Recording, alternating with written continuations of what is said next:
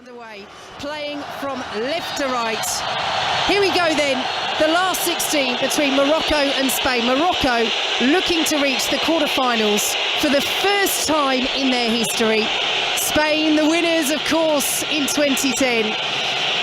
What Spain will we see this afternoon as the play is stopped over on the far side? Early free kick conceded by Hakim Ziyech of Morocco, and Spain will have a set piece. Jordi Alba going down. Yeah, a little bit excitable right at the start. I don't think he's particularly badly injured there. Ziyech reminding him that he was there. I don't think they've had a kick yet, have they? They may have had a header, but they've not had a kick yet. But you expect that's going to be part of the game. These whistles and boos you hear there when Spain are on the ball, they're going to have to have very strong throats, because they're going to have to keep that up for a while, because Spain will keep the ball. So here is Rodri in possession for Spain, playing at centre-half as he has done throughout this tournament. And Spain now with Laporte just inside their own half, and we can take you through the lineup. So Morocco with Bono in goal, the back four of Hakimi, Aguerd of West Ham, Saiss, the former Wolves man, and Mazraoui. Ahead of them it's Onahi, Amrabat and Amala, Ziyech of Chelsea, Boufal, formerly of Southampton, and En-Nesyri, the Sevilla man, who plays his club football in Spain, up front as the ball is out on the far side for a Spain throw. Little push there by Jordi Alba. I have to say, I thought Hakimi looks a bit nervous there. You know, considering he's played at a very top level, he shouldn't be nervous there. And it's a very poor ball he tried to play out the wing. The referee stopped again for some reason. And the thing is, he's got the two players very, very close to him. I don't think they can hear him. It's so loud. Yeah, the noise inside the stadium. I think that's the afters of that little push by Jordi Alba, which Ziyech didn't react to whatsoever. But the referee coming over very quickly, Fernando Rappaini of Argentina, and saying, no, none of that.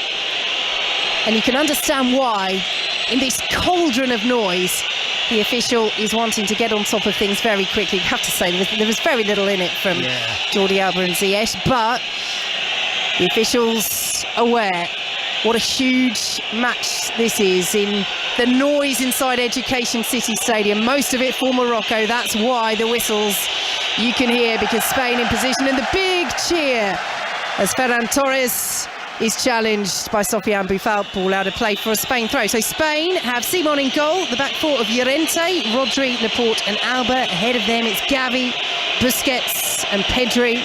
Youth and experience intermingling in that Spain trio in midfield, with Torres, the former Manchester City man, Olmo and Asensio up front. Spain in possession over on the far side, 0-0. 3 minutes played here on 5 Live BBC Sounds and across Africa on the BBC World Service. Out to the right-hand side comes Spain, very patient in possession, but Morocco, well, one thing, and I'm loath to make predictions, but one thing that you would be surprised to see is Morocco panicking at any point in this match as the ball comes forward into the penalty area, cleared away by Saiss, the big up and under. Spain will pick it back up just outside the penalty area, but it bounces off Asensio, and Morocco will tidy up out to the right-hand side. And Achraf Hakimi, one of their star players, teammate of a couple of the Spain squad as well at PSG, Carlos Soler and Paulo Sarabia, both on the bench for Spain today, but such a talented full-back over on that right-hand side for Morocco. Spain in possession on the halfway line, but yes, Morocco's World Cup has been utterly marvellous. They finished top of their group. They drew with Croatia, didn't concede. They beat Belgium. Yes, Belgium have been disappointing, but didn't concede. As Pat mentioned earlier, the only goal that's gone in was against Canada, a match that they still won to top the group. Spain in possession still on the halfway line. It's one of those before the tournament, Pat. You'd think they'd be hard-pressed to get out of the group, and now we're saying they're the ones that you'd really back. If there's going to be an upset in the last 16, it could well be Morocco. Yeah, the attitude they started with it is, this game is incredible.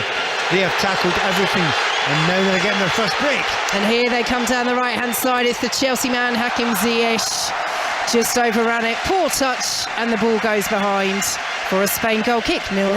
Ziyech tried to run outside his man. I don't think I've ever seen that from Ziyech before, you know, because he's so uncomfortable on his right foot on that right hand side. He always comes back, comes into his left foot and tries to cross from there. That's the first chance they've had, you know, to kick the ball, keep the ball at all. But what is, as I say, very noticeable, they are nipping into tackles. They are giving the Spanish no time at all. They're not letting them, you know, if they come out with the final third and get close, every single Moroccan player is in there, zipping it to tackles, not getting half a yard.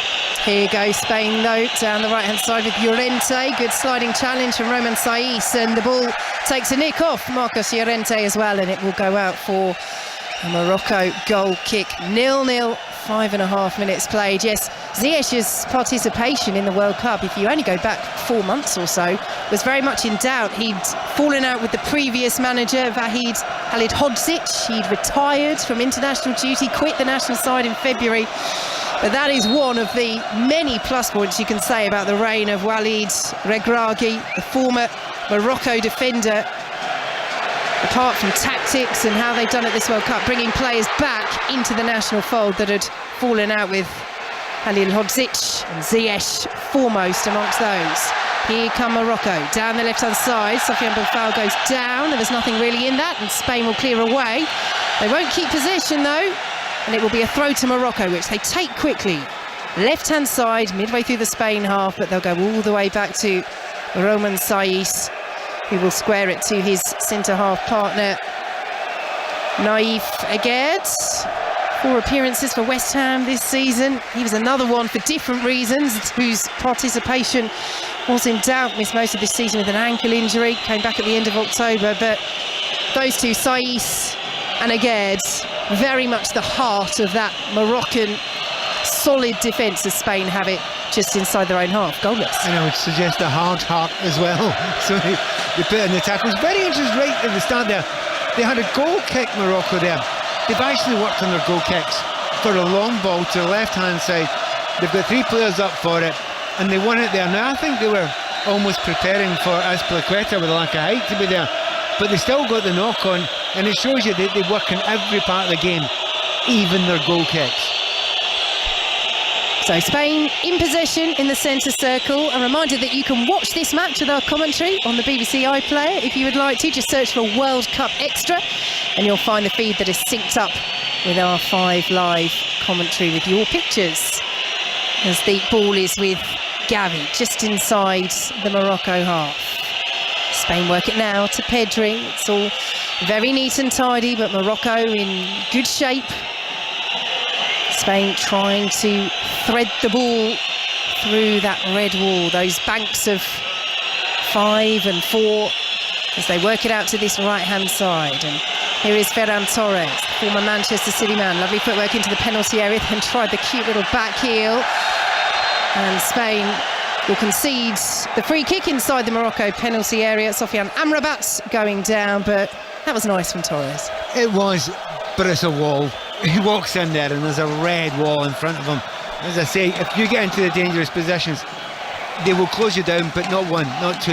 It's something 3, something 4. There's very, very little space there. So he did one little trick, but he needs more than 1. He needs about 3 and 4 in a row there. I think there is one weakness. I can begin to see one possible weakness in that back line of the Moroccans. When they hold the line, it is about 20 yards outside the 18-yard line. There's a gap there. If you had an Iniesta playing, I would be worried sick. They've not got an Iniesta playing, but they've got good players, so you never know. That ball just over the top may well be on for Spain at one point. Spain in possession with the port out to the left-hand side and Albert, and ball over the top doesn't count as going long, does it? Because no, well, not the way they play it, no, yeah, because indeed, it'll be from inside the opponent's heart. Just every now and again someone makes a run. It might be Ferran Torres, sometimes it's Olmo, but they take it in turns to make a little zippy run. Just need to time one of them right.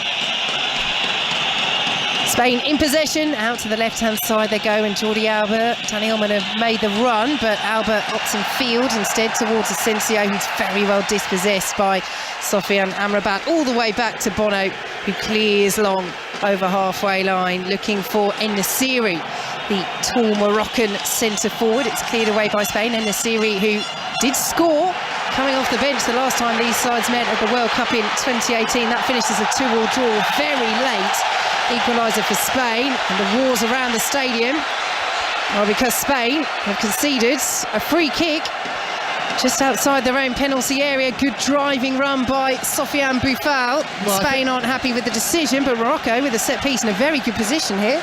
A, I think Spain should have got a free kick before it. B, not 100% convinced that I fell in the first, but I think he's fallen down, he's slipped already. However, they've got a free kick, it's about 30 yards out. They're very fortunate to get it, but if they score here, the Spanish players will be furious with the referee. Yeah, Pat's called it very, very soft indeed. They were furious at the award. And as Pat rightly points out, they will be even more furious if they end up conceding from this set piece. So Morocco with two players over this. One of them is Achraf Hakimi, the other is Hakim Ziyech. Spain with the players in the light blue shirts lined up just inside their own penalty area. 0-0 here, 11 minutes gone. It will be Hakimi, and it's just over the bar. I think Seaman have it covered. You know, good power in it, it's a good distance out, but that sort of wall, there was four in the wall, it's going to have to be absolutely perfect. Noticeable, the Spanish do not play a player lying down the carpet at the back. So I think they'll have noticed that, Morocco. I think Ziyech will have noticed it.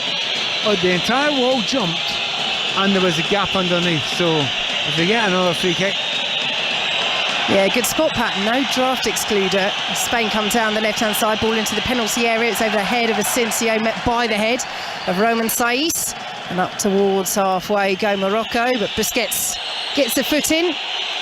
And Spain will work it out to the left-hand side with Jordi Alba. His ball in towards Dani Olmo is too short, and Morocco again with the interception all the way back to Bono, who's close down inside his own penalty area, taking a bit of a chance there, plays it out in the end very calmly to Saiz. It's one of those that if that works out, then brilliantly calmly done by Morocco, as Mazraoui wins the throw as well. But if it doesn't, we're all looking at the goalkeeper saying, what on earth were you doing? It is the sweetest thing if it does work out, but you know what a chance he takes there. That's extraordinary. You know, with the Spanish players around him, and he's trying little tricks and dummies in his own little 6-yard line. Not intelligent to do that again, I would suggest. Free kick to Morocco, swung over to the right-hand side by Sofiane Boufal. Ziyech wins the head of it, sends it back into the Morocco half, looking for a red shirt. It's collected by Amrabat, who goes down and wins the free kick as Bono watches on inside his own penalty area. He's had a bit of a mixed tournament so far, Bono. He's the number one for Sevilla, so another one that plays his club football in Spain. He's made 2 starts here, pulled out just before kickoff against Belgium because he wasn't feeling well. Had a really good match against Croatia in the 0-0 draw, but some nervy moments against Canada. And there were shades of that as he played the ball out of his own penalty area a couple of moments ago. Morocco win possession just inside the Morocco half, and it's out to the right-hand side, and Ziyech, as they work it all the way back to just outside their own penalty area and ahead of West Ham. Well, nearly got to 15 minutes without losing a goal or too many chances, the Moroccans. And you can see there's a little adaptation, a little change in the style of the game now. Beforehand, they were sitting in those banks that you perfectly described and just allowing the possession for the Spanish. It's not happening now. Look, they've opened the game up now. They've widened the game up as if to say, OK, we're here now, we're going to play. They're in possession over on the far side. One element of Morocco that hasn't let up at all is the fans behind the goal away to our right, banging the drums, waving the flags. They believe, as Mazraoui comes down the left-hand side, down to the byline, digs the ball across, and Simon takes that very well on the edge of his 6-yard box, under pressure too. Yeah, I mean, on good understanding down the left-hand side. They've looked very good from the start. It's not a good ball in, it's a real shame. Mazraoui can do much better than that.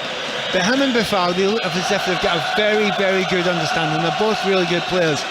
But sometimes you can have that and they don't work together. They want to work together. I always like fullback and wingers partnerships. They're very good sometimes. Spain in possession, just inside their own half. What was your favourite one then, Pat? Well, certainly Scottish manager Stevie Clark wasn't bad to work with, but there have been many before I offend anyone. Hello, Steve, if you're listening. Spain in possession, just inside their own half. 0-0, 15 minutes gone on 5 Live BBC Sounds and across Africa on the BBC World Service. Morocco in the last 16 for the second time in their history, the first time for 36 years. They have never got further than this stage, but they're 0-0 with Spain after what has been an outstanding World Cup for Walid Regragui's side. And with Spain in possession just inside the Morocco half, just passing along that back four. Again, it's remarkable to think, Pat, he's only been in charge since the end of August. And to get buy-in, that's not easy. But sometimes there's a simple thing that you can win it by bringing a favoured player back, somebody who's much loved, and he's done that with Ziyech. Spain building down the left-hand side. Defending for Ziyech now to do, and does manage to do it. He and Unahi between them. Throw goes out and goes Spain's way. Goalless here at Education City Stadium as Spain knock it back into the centre circle, and Rodri of Manchester City now worked out to the former City man Ferran Torres, whips the ball to the edge of the area. It's cleared away by Morocco, and they'll control as well and play it back to Sofiane Amrabat. Again, they're happy to play around in their own penalty area, Morocco. That's a little bit more safety first. Still very good distribution from Bono, but out to Mazraoui, the left back, and Saiss then lifting it forward. A little too casual there, ahead of Mazraoui, and picked up by Llorente. Amrabat with the foot in. Spain pick it up once more. Ferran Torres then goes down. He wants the free kick. The assistant right next to him says no. It's a Morocco throw, 0-0. Yeah, I'm absolutely amazed that the keeper wants to play it out from there. Sometimes it's on, sometimes it's not. Looking at they've got a little bit of physicality up front as well. They could maybe use that a wee bit more. But he wants to play out for the back, and do you know what? He's got away with it so far. As you've said, there's been a few hairy moments in this tournament so far. My heart's in my mouth for him every time he does it back there. By the way, a lot of word about Spanish supporters. They are massively outnumbered, but they've kept on singing as well, so well done them. Yeah, good atmosphere. The cheers and whistles, though, are coming from the Moroccan fans with Spain in possession. Now it's won back by Amrabat, who again plays it back to Saiss under a bit of pressure. They go all the way back to Bono. What's he going to do here? Again, he delays. Again, he lifts it out to Mazraoui on the left-hand side. Spain know that that is what's going to happen, and they put the pressure on there with Ferran Torres, and they've won the throw. I think you're right, Pat. It's one of those where you're watching it from up here high in the stands. I'm with you. My heart is in my mouth every time that happens, and also because he's playing it out exactly the same way. All they need to do is get in front of Mazraoui, and suddenly they're in. I'd be surprised if they don't actually catch him at one point. But he actually looks really calm. He looks really comfortable and confident, which kind of tells me he can play a bit. So, you know, fair enough. He may, if he not gets away, but if it works for him, you know, he should keep on doing it. But there are certain goalkeepers you want to do that all the time, and others, and you know that he wants to get involved in the play. Do you know there are keepers like that? They're like desperate to go out. I'd love to be, you know, playing deep midfield. He's just throwing a good ball out. His control of the ball's been better than his two fullbacks, who have miscontrolled a couple of times already. Spain have taken the throw quickly, swung in by Torres, flashes past all the blue shirts inside the penalty area, and cleared away by the red shirts of Morocco. Hakimi up towards Ziyech, no nonsense from Laporte, who clears forward. Olmo will pick it up, then appeal for handball there, but the whistle's already gone for a Morocco free kick. And Morocco in possession once more. I think they'll be delighted with it, Morocco, absolutely delighted, because it looked, you know, for 10 minutes as if they're hardly going to get a kick of the ball. But there's a real belief about them, isn't there? Here's the keeper again. He's lamped it this time, well done, probably sensible. Yep, up towards halfway, looking for Sofiane Boufal. Spain will win it back, foot in though, in the centre of the park, almost gets it back from Morocco, from Unahi, but Spain will steal the ball back themselves, and then with Pedri going down with the free kick on halfway. Portugal against Switzerland, the final last 16 match coming up for you on 5 Live this evening. 7 o'clock kickoff UK time. Alistair Bruce-Ball and Rob Green will be your team for that one. Here on 5 Live BBC Sounds and across Africa on the BBC World Service. 19 and a half minutes played. It is Morocco 0, Spain 0. Spain play it forward straight into Unahi. Lovely skill down the left by Sofiane Boufal. Again goes for the switch of play, looking for Hakim Ziyech. It's well read by Jordi Alba. Almost then just got a little push in the back by Achraf Hakimi, but the referee is happy to let that go. And Morocco can come down the right-hand side. Nice play by Ziyech. Hakimi will pick it up over on the far side. Alba's there with him, so Hakimi just stops and checks and tries to swing it into the area. Does manage to get it in. Laporte is there underneath it. Heads it up towards halfway. Header one in turn by Aguerd of Morocco, and then Amrabat going down and winning the free kick. They're getting more and more irate, the Spanish players. They felt that was just a perfectly normal challenge, you know. They played head-to-head. Now I've had a look at it here a second time. But you know what? Referee's got that one spot on. Little nudge in the back there. I think it was Gavi, and made sure that he couldn't get the ball. Couldn't get the ball. And of course, on the right-hand side with his left foot is that man Ziyech. And we all know he can deliver on a sixpence when he is on form. So Hakim Ziyech of Chelsea in option. Hakimi's over there as well, but it will be Ziyech. Good delivery. It's headed away on the edge of the area. Important header, because Salim Amala was racing into the area, and had that not been cut out, he would have been in for an effort on goal. But it is still 0-0 midway through the first half, as the ball is all the way back with Bono, the Morocco #1. Plays it out to Aguerd, and now Sofiane Amrabat approaching the halfway line. Options over on the left-hand side, so he uses Sofiane Boufal. Oh, lovely skill from Boufal. One way, then the other. He goes against Llorente. Ball into the area. It's flicked on. Spain just about gets something on it. Picked up by Ziyech. Right-hand side of the box. Good defending by Dani Olmo back there, who blocks the cross in as well. And the ball goes out for a Morocco throw. But that's excellent defending by Olmo against Ziyech. Yeah, he defended well, but Llorente, any fullback who's dummied that much, I mean, it's a classic buy the ticket to get back in again. He fell for that like the worst, almost as bad as famously, you know, Johan Cruyff many years ago did, but it was a different type of dummy. Llorente just looked completely out of place, and Boufal got a great lift from that. Yeah, he started brightly, the former Southampton man. Morocco pick it up on the right-hand side. Currently plying his trade with Angers, bottom of Ligue 1 at the moment. And another who returned from injury shortly before the World Cup. It's those tales that are always so intriguing, isn't it, Pat? You know, Morocco having an absolutely brilliant tournament in the last 16 for the second time in their history, the first time for 36 years, and yet several of these players were a couple of weeks away from not being able to be involved as the ball is cleared out by Spain. Morocco throw, and they're really growing into this match. They are. I mean, as I say, that first 10 minutes you thought, not so sure, but slowly but surely they've just got into it. By the way, great bit of defending by Laporte there. He had to get over quick. Fullback was caught a position, Alba, and there's just little signs now of concern, I would suggest, for the Spanish. You know, they're not being overplayed, but there are signs of concern. Spain in possession midway through their own half. They play it out to the right-hand side, and Marcus Llorente, big call by Luis Enrique, who is not averse to making a big call or two.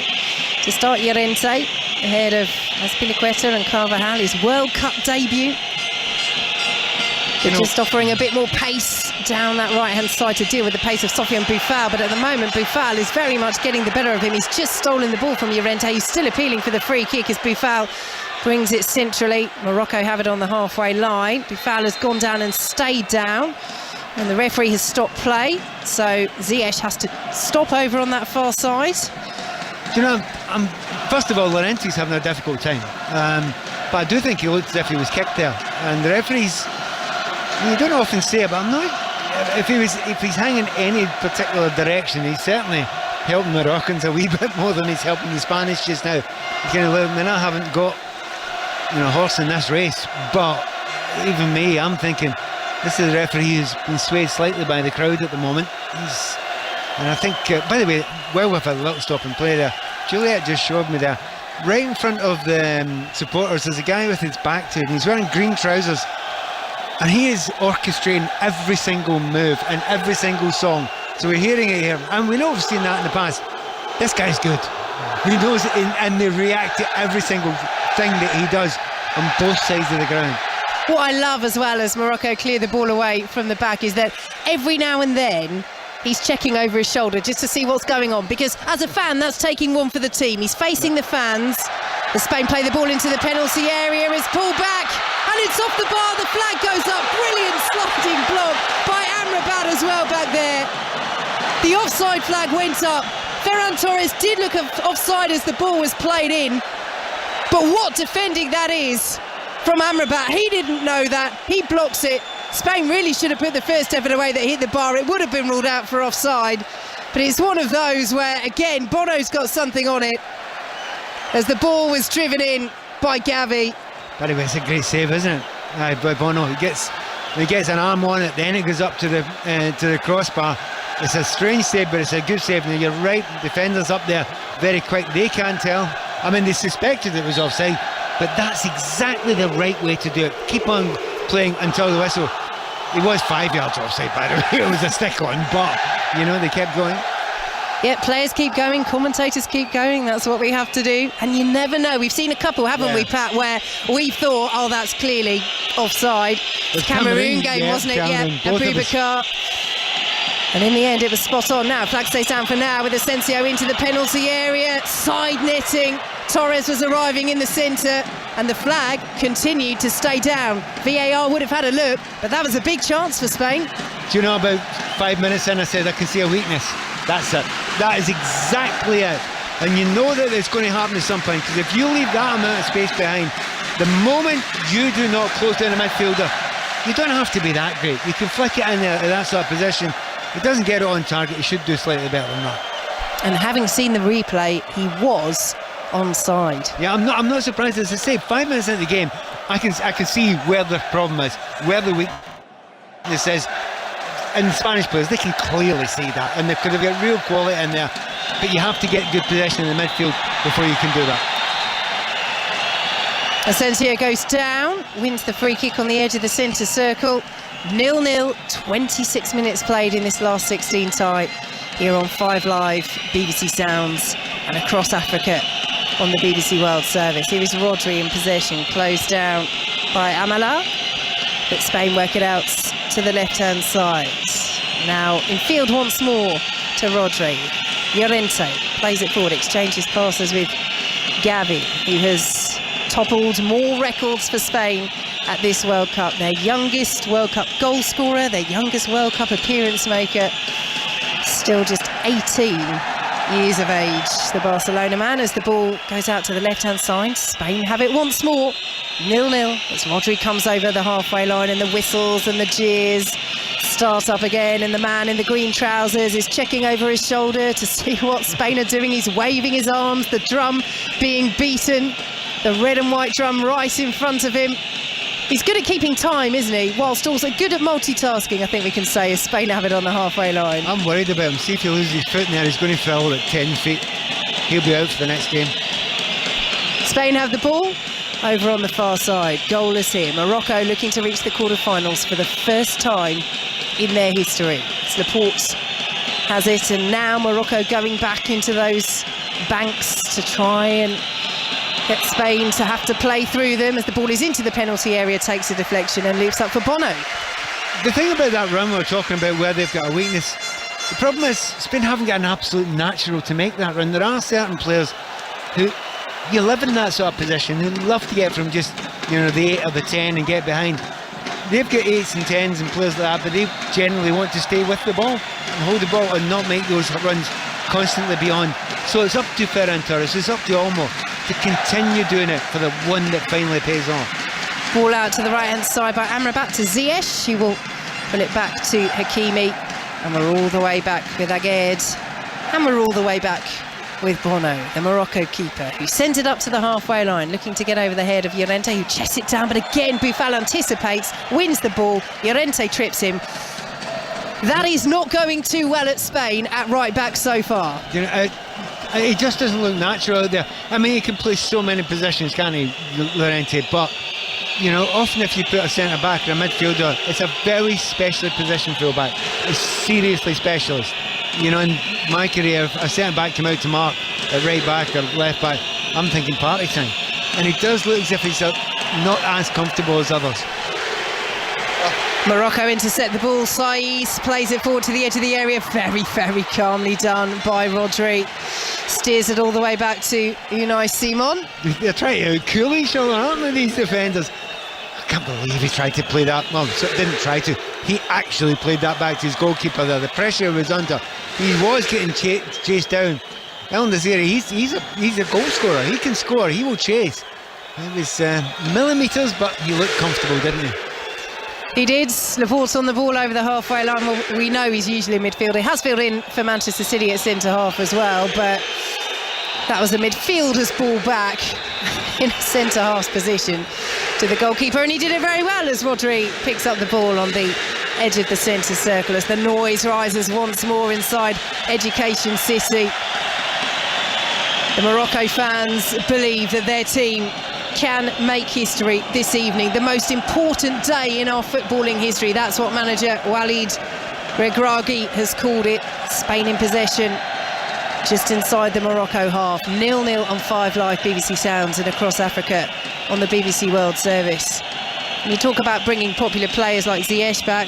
Regragui himself, such a popular player when it comes to Morocco's history. He was part of the side that reached the Africa Cup of Nations final back in 2004 as Bono clears away for Morocco up towards halfway, and had impressed so much domestically too as Manani wins a free kick on halfway. Sorry, come over you, Vicky. Gavi just get taken out in the back there, right? Referee gives nothing. The ball comes up seconds later. Immediately he's going to give a free kick to Morocco. Now, it's actually quite stunning, and it's now becoming quite noticeable that the Spanish players are getting really infuriated by it. And Luis Enrique as well, as Morocco play it up towards the edge of the penalty area, pulled back to the left back Mazraoui. And now here is Sofiane Boufal, who's getting a lot of joy against Llorente down the left-hand side for Morocco. The ball in was poor though, but Morocco have won it back. Here is Boufal once more, and they're doubling up on him now.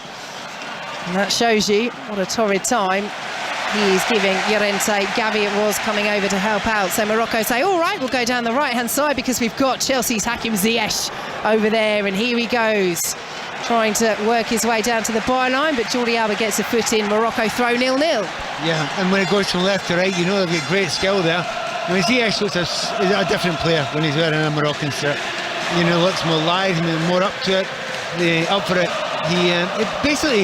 He is a central player for him, so I'll carry on in a minute. Very good defending by Mazraoui, and the shot driven in is saved by Unai Simon. Morocco have their tails up, 0-0. Well, you can see him winding that one up for about 4 seconds, can you? He's going to have a hat here. It's a long way out. It went through bodies. It's one of those ones. Had it got a little bit of deflection, and by the way, it did touch the shirt of Rodri, didn't it? Had it got a deflection, I don't think the keeper saves that. Ball forwards by Spain is a good one. Asensio just can't take it in his stride. If he had done, he would have been in. It's all the way through with Bono. It's 0-0. It's that ball again. It's exactly the same ball. And I'm not saying it's happened time and again. Just now and again, it's on. And the thing is, if you keep on, playing the way that Morocco are playing just now, there's a lot more of the balls being passed by the Spanish. They're getting a lot more possession. But it gets harder to cut that. It gets harder to close down the midfield, because as soon as you let, Busquets is a player, Pedro's special, Gavi's special. If you give them any space at all and their head gets up and there's a gap behind, they will find it. They absolutely will find it. Here comes Rodri for Spain, stops and checks on the edge of the centre circle, forward to Pedri. Brilliant ball through to Ferran Torres, down to the byline, digs it in from the right-hand side. Hakimi's there, wins the header, comes out to Dani Olmo. That's brilliant defending by Ziyech, just stole back and took it off Olmo's toes inside the penalty area. Spain have it once more, but it's broken down. And now Morocco can try and counter. Down the left-hand side they go. Boufal tries the crossfield ball again. It's really poor. It bounces all the way through to Unai Simon, all in bright yellow inside the Spain penalty area. I'm just looking at that back line there. They're asking the question. They're turning over the manager. He's saying, do you want us this high? Are you sure you want us this high? Both centre halves have turned around the manager and he said, yeah, that's what I want you. Keep doing it. It's a tight one, and it's a line, but it's a high wire line. Here is Jordi Alba, lovely turn by Gavi, down to the left-hand side of the penalty area, plays the ball across, will come all the way through to the other side of the box with Ferran Torres. Down to the byline, couple of twists and turns, still has it Torres, despite the challenge coming in. And Rodri has it now, and they're really pushing up now, the light blue shirts of Spain. Out to the left-hand side they go once more. Hakimi with the foot in, so Spain go back again to Laporte. The Morocco fans whistling and cheering and trying to put Spain off their stride, but they're getting into their stride now, Spain, as they play it forward. Little 1-2 on the edge of the penalty area, out to the right-hand side, and Ferran Torres. The red shirts are back in numbers for Morocco. Pedri has it just outside the box. Plays it back once more to Laporte, 30 yards out, slides it through. Olmo, lovely control, tried to chip it out once again, headed away by Morocco, and then Renahi is caught on the edge of the area. He cleared it up towards halfway anyway, and Morocco will have a free kick, but that was more like it from Spain. Whoa, the Moroccans needed that breather, didn't they? They knew they were in real trouble there. That is a free kick, and that's, you know, if you get that amount of space, you slow it down. If you get that closed down, you think to yourself, right, my team are under serious pressure here. Give them a little bit of a break, because had Spain kept on going for another minute or so, that you felt as if they were going to break through. Long, deep breath now for those Moroccan defenders, because they live dangerously there. It's whether Spain can actually keep on doing it at that pace for the entirety of the game. I don't think they can, that's the problem. Well, it's been ebb and flow, hasn't it, from Spain, and that's partly been because Morocco have been pushing them back, but they've taken their time over that free kick, just as Pat says, to give themselves that little bit of a breather. Amrabat almost getting a foot in. Spain will have it though, out to the right-hand side, and Llorente, who goes all the way back to Rodri, who'll touch it back to Simon, closed down by En-Nesyri, who hasn't had too much to work with, the tall Morocco striker. And Spain will bring it forward. You mentioned the slight brush of the shirt there that the ball had on Rodri a couple of minutes ago. Talking about brushes of the shirt, that's why Romain Saïss has a goal so far in this World Cup. Sabiri's free kick against Belgium looked as though it had gone all the way in, took the slightest nick off Saïss's shirt as Morocco won't keep it in on the far side. It's one of those where it doesn't even change the flight of the ball, but because here they have the sensors in the ball, they really can tell if it's brushed a player, if it's touched a player at all. So FIFA gave the goal to Saïss. Do you know what Saïss did? He said, give it to Sabiri. He deserves it. Now, who does that not remind you of? Yes. A certain other gentleman who may be playing a wee bit later on tonight that we can hear on Radio 5 Live. Completely coincidentally, Portugal against Switzerland is coming up, 7 o'clock UK time. Alistair Breeze-Ball and Rob Green, your commentary team for that one. Do join us on 5 Live and BBC Sounds. Here across Africa on the World Service as well. It's 0-0 between Morocco and Spain in this last 16 tie as the ball goes out of play for a Morocco throw, and Spain again are protesting. This time Ferran Torres is chewing the assistant's ear off, but to no avail, and Morocco have this throw deep inside their own territory. What the Moroccans would love to get is if they could get Buffon or they could get Ziyech in the final third. You know, high up the pitch, in an area where they've got 1-1, and they can give some sort of help to the centre forward. As you said just a moment ago, En-Nesyri, he's had very, very little to work on. He's chased and he's harried and he's using his physicality as much as he can. He's getting nothing out of Rodri and Laporte at the moment. Well, he's actually come deep there as Spain have it in the centre circle. He did win the header from the throw in the series. He tried to flick it on towards Sofiane Boufal, but Spain intercepted, and Morocco will do the same and have it outside their own penalty area. 0-0 as Hakimi plays it out to that right-hand side, and Onahi, ball over the top. Hakimi will chase, won't keep it in, just too much on it, out for a Spain throw. You know, as Morocco, if you look at how they played all the way through this tournament, you know, they suck up a bit of pressure, you know, except they're not going to get a lot of the ball in certain situations, but they change speed of attack and then the angle of the champ so unexpectedly, because they do it so irregularly, and I get a feeling they're just holding on, wanting to get to maybe the last 20 minutes or so, and I think they can let loose a wee bit, but they want to wait at that amount of time. Dangerous ploy, a very dangerous ploy, but they feel as if they can just hold on to this game, keep it at 0-0, and they've got very close to getting all the way at half time. After that, they can let loose. Spain coming down the left-hand side though, ball into the penalty area, cleared away by Mazraoui. It was another good delivery down the left, but no light blue shirt in the right place to receive it from Gavi. And now Morocco can come forward out to the left-hand side. Boufal will just about get there. Dinks it through 3 blue shirts back towards his own goal, but Amrabat sends the ball forwards with no real purpose, and Spain will pick up possession midway through their own half. A reminder, you can listen to all the debate, reaction and analysis on the World Cup Daily podcast. Download that every day from BBC Sounds, and the Sports Desk podcast is your place to go if you want a wider look at the issues around this World Cup tournament. Ball out to the left-hand side. Here goes Spain over the halfway line. Will scoop the ball across to Rodri, just inside the centre circle. Plays it forward now to Pedri. The run had been made through the centre, but Pedri didn't quite release Marco Asensio in time, so they work it out to the left-hand side once more. Jordi Alba looking for the run of Dani Olmo. That's very well defended over there. I mean, this is it, isn't it? Morocco, individually, so many players are having brilliant tournaments, but to get to this stage, to the last 16 for the first time in 36 years, they needed their biggest players to step up. Ziyech has been brilliant and Achraf Hakimi's been brilliant. Yeah, and I suppose the way the team set up has been brilliant as well. But yeah, Hakimi actually looked right at the start there, looked a little bit nervous to me, but he's actually grown into the game and he's got amazing pace when he breaks on that right hand side. I talked about the link up with the left full back and the left winger. The same in the right, it's not been working quite as well. But don't write it off in this game yet. Absolutely don't write it off. Ball over the top from Bono. Chested down well by Boufal, who was caught, says the referee, by Gavi, who ran away, wagging his finger. Well switched on there from Spain, because Morocco thought about taking that free kick quickly with Amrabat, despite Boufal still being down. But it's another one, Pat, where Spain feeling that they've not got the rub of the green. Yeah. It doesn't matter, actually. Do you know, in this game you have to just accept it. You have to put up with it. You don't, you know, if you walk about moaning all the time and you lose your concentration in your play, which fortunately they didn't there, then it can have a negative effect, and can have that negative effect on how you're playing. So the Spanish feel upset about it, but they have to put it to the back of the mind. They didn't lose their concentration, but Gavi is still complaining. He's as good as multitasking as our friend in the green trousers over there, still orchestrating the Morocco fans, who have now got their phones out and are waving at the other end of the ground as their team attack down this left-hand side. Ball into the penalty area, cleared away poorly. Will come back into the penalty area from the right-hand side. Well headed away by Busquets.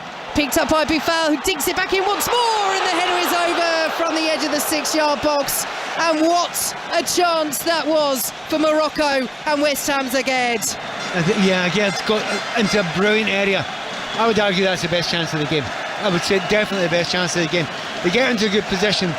Not a good clearance in the first place. Goes to the right-hand side, put to the back post. The skills of Boufal are absolutely fantastic. Anyway, they get the ball in. Aguilar's got to do better, hasn't he? Got to get that on target. It's a header, it's back post, he's unchallenged, it's only about 7 yards out, got to get on target. Well, he has scored once for Morocco, but that was a huge opportunity to break the deadlock. But 2.5 minutes until half-time as Saiss clears away under pressure. It's still Morocco 0, Spain 0. Good hold-up play by En-Nesyri as Morocco spread it out to the left-hand side, and Boufal once more urged forward. Has Mazraoui on the overlap. Here he is, the left-back. Plays the ball into the area. Simon watches. It's met at the far post. Just about cleared away by Spain. Once again inside their own 6-yard box. Oh, that almost sat up so nicely for Morocco. It's out of play on halfway for a Morocco throw. And listen to Education City. Do you know what? Is they don't write off those understandings between the full-backs and the wingers there.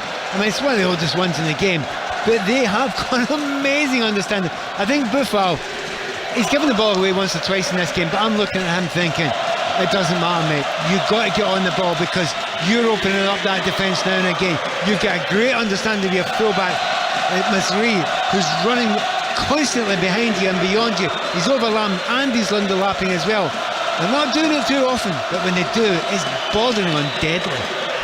Here comes Spain though, central position in field now to Rodri in the centre circle. 0-0 on 5 Live, BBC Sounds, and across Africa on the BBC World Service. Here is Llorente, plays it in field once more to Laporte, and Spain will just slow things down, and they often do. But I wonder whether this is also slightly a defensive ploy, because Morocco have just fashioned a couple of very good chances in the last 5 minutes. They just impress you the way Morocco, they don't have a lot of the ball. They defend well. Here comes Ferran Torres though, down the right-hand side. Ball in, looking for Asensio. Almost managed to latch onto it. It's well defended at the back by Aguerd, who's missed that chance at the other end. he has fulfilled his defensive duties there. It's the Spain corner. Yeah, well done Spain, turning up the pressure. Taken short, Morocco need to stay switched on as the ball is swung in, right-footed by Pedri. It's a poor cross and it's all the way out of play for a Morocco goal kick, 0-0. Well, that actually summed up one of the problems with Spain. That was a brilliant ball into a great area, and there were 5 Moroccans ushering it out, and there was not one Spaniard attacking the ball. I mean, as a wide player, you're delighted with that ball. It's between the centre-backs and the goalkeeper. It's zipping with a bit of curl. But no, not one blue shirt or sky blue shirt attacked that ball, and that's a problem.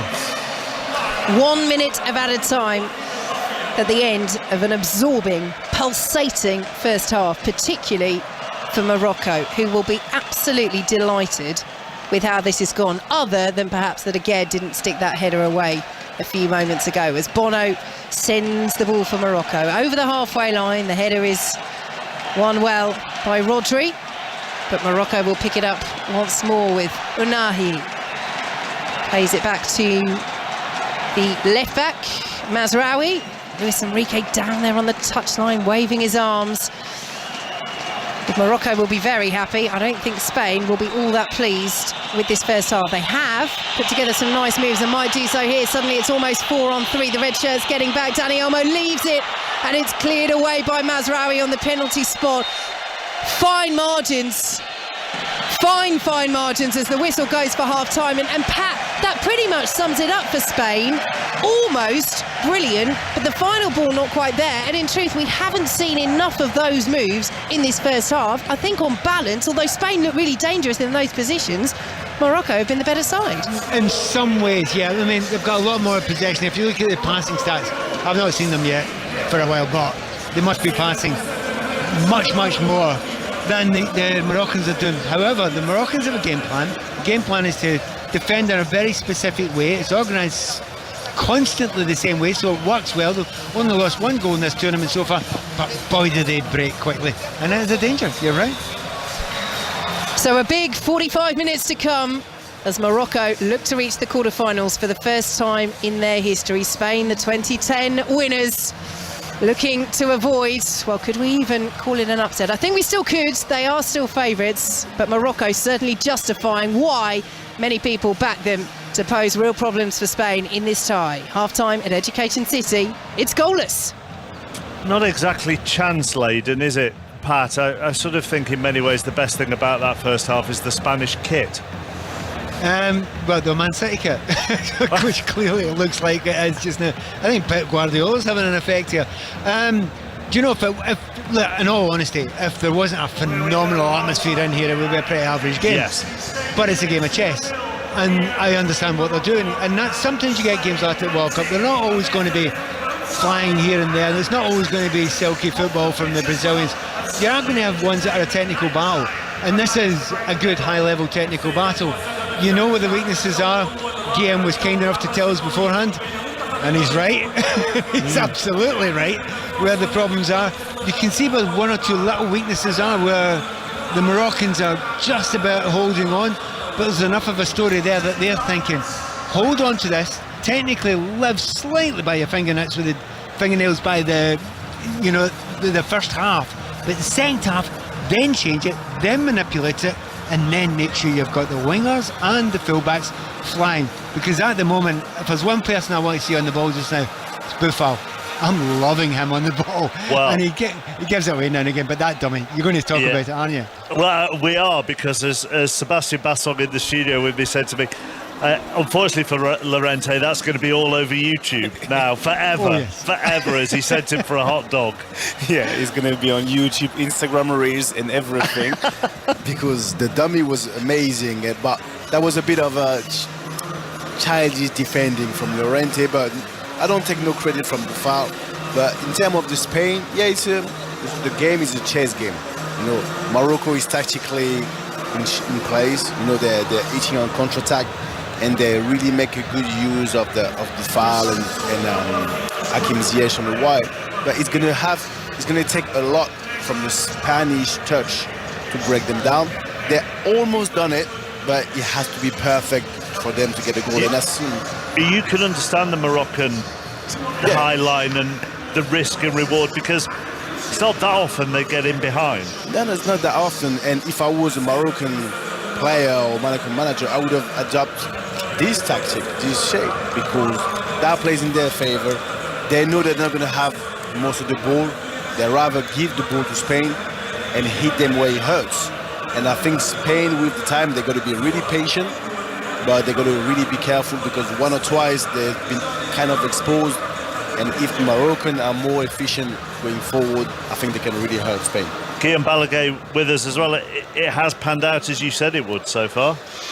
Yes, and I've just heard of a stat that's an interesting stat. Is the biggest amount of cups of tea being prepared in the first half of a game in this World Cup, because you go and nothing happens. Come back and still the same kind of stuff. This is the story, I think, as you've been describing, of a team waiting for the little gap of space to be created, and another one just waiting for the mistake. But I feel there's been a tiny little change of dynamics, because it feels like all of a sudden Morocco starts to feel, how about if we go forward a bit? So they got into the changing room with that question mark left in the air. Will they try to capitalize that? The fact that when they attack, things happen. Meanwhile, it hasn't been enough high pace, high rhythm, enough movements for Spain to be dangerous. The only chance that one of Asensio, when he was fun running behind, that was it. So, yeah. Just going to make another cup of tea. Well, just before you do, Pat and Vicky mentioned it in commentary. Myself and Seb have talked about it here. Spain need to keep their cool with the ref. It does appear noticeable that the decisions are going more Morocco's way than they are Spain's way. They need to not let that distract them, which is easier said than done. Yeah, they will be worried, all the team, for Gavi, I think, who's the one who's most likely to lose it at some point. Everybody else are players that play for, Manchester City or Barcelona. They would have been in these situations. It does feel a little bit like every time a Morocco players fall, the referee falls for it. But in any case, yeah, that should be out of the head. It's about concentrated on moving the ball from side to side, finding. Pat will tell me, but it did feel like the full backs, Alba on the left-hand side and on the right-hand side, Ferran, they make a lot of runs that were not found. What's the point of making this style when they're supposed to do that and nobody feels brave enough to find that pass? So it's all very, very predictable. I'll jump in and just say you're right, because we're talking about, from the first 5 minutes, the obvious ball that's going to beat the Moroccans is there. You can see what it is. They're about 25 yards, 20 yards outside their 18-yard line when they hold the line. Xavi and Iniesta, who I mentioned before, they would destroy that. They would just tear that in shreds, because they would run across the line and there would be an intelligence of runs. The problem is they've not got quite that quality yet. They will keep on making the runs. I think Alba will keep on making the runs. Olmo will, Torres will. Whereas before, you always knew that ball would arrive. It's not quite that standard yet, and that's the weakness. That's the problem with the Spanish at the moment. And just for Pat to finish, Sofiane Bouffel's numbers at half-time: 27 touches, 11 duels won, 5 take-ons completed, 3 tackles, 3 ball recoveries, 3 crosses attempted, and 1 chance created. He's been the man of that first half. Second half on the way with Pat and Vicky. Sebastian Bassong and Guillaume Balaguer are with us as well. Goalless at the break between Morocco and Spain. Here's Jill McKenzie. Take the World Cup with you. Qatar 2022. On BBC Sounds, this is BBC Radio 5 Live. Ambulance staff across most of England and Wales will strike on the 21st of December in a dispute about pay. The coordinated walkout by the GMB, Unison and Unite unions will only affect non-life-threatening calls. Labour's Shadow Health Secretary is Wes Streeting. Why is the government not even trying to stop the strikes going ahead in the NHS? Surely when the NHS is already lacking the staff it needs to treat patients on time, the government ought to be pulling out all the stops, getting round the table and negotiating to stop industrial action. So why aren't they? Well, the Health Secretary Steve Barclay says his door is open to meet with unions ahead of the strikes. Unions representing rail workers have been urged by the government to not hold the country to ransom after new strikes over Christmas were announced. The RMT boss, Mick Lynch, said he regretted the disruption but blamed ministers for negotiations stalling. The Conservative peer, Baroness Mohn, says she's taking a leave of absence from the House of Lords. She denies claims that she lobbied on behalf of a company called PPE MedPro, which won government contracts during the COVID pandemic. Her lawyers have previously said she had no role or function in the company. 9 children across the UK are now known to have died from an illness linked to the bacterial infection Strep A.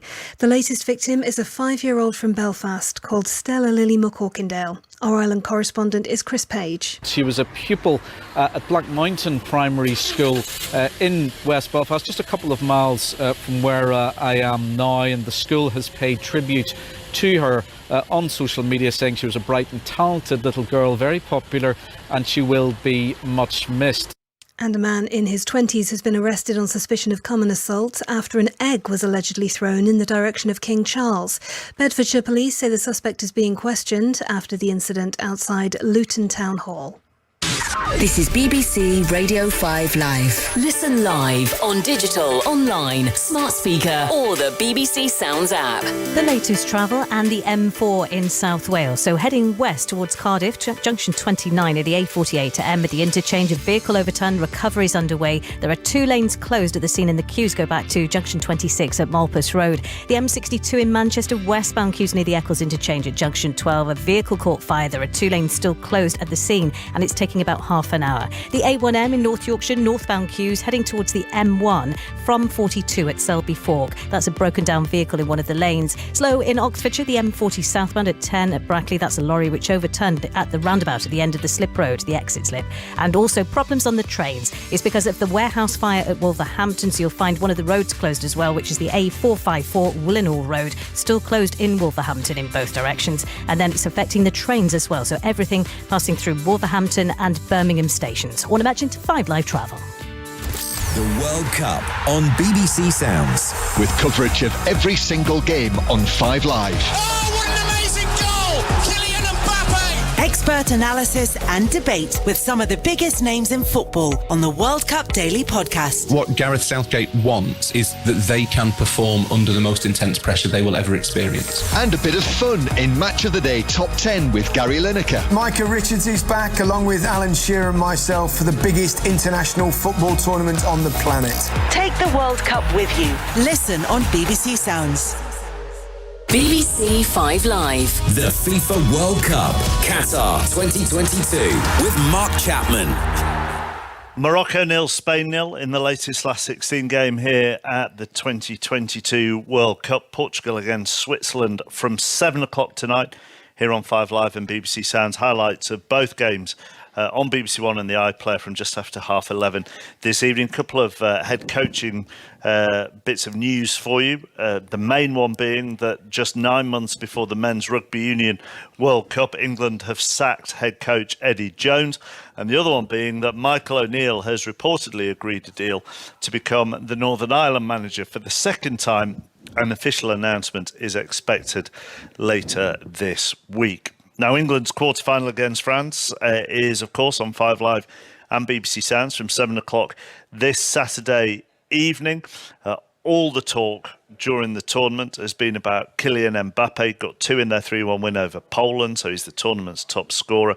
Olivier Giroud became France's all-time leading male goal scorer in that game. But today, even he couldn't avoid talking about his teammate. He's amazing and he's still young, which is scary because he still can improve his game, but he's very efficient, you know, and from the beginning of the competition, he's been crucial for us. He's obviously the best striker I play with and all of the teams I play, but we still have not seen the best of Kylian. I hope it's gonna come soon, and he will beat all the records. So I know that, you know, also. So I think he's unbelievable. Your thoughts on this current England team? Are you surprised by how they've played here?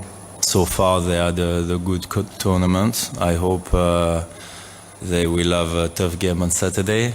And I know very well this team, and we were talking with Hugo each other regarding this game, and we said, we don't wanna lose against England. That's a special game for us, but yeah, they have quality but quantity also in the squad. So it will be a nice game to watch. I think interesting, and I hope it's gonna go well. It's gonna go well for us.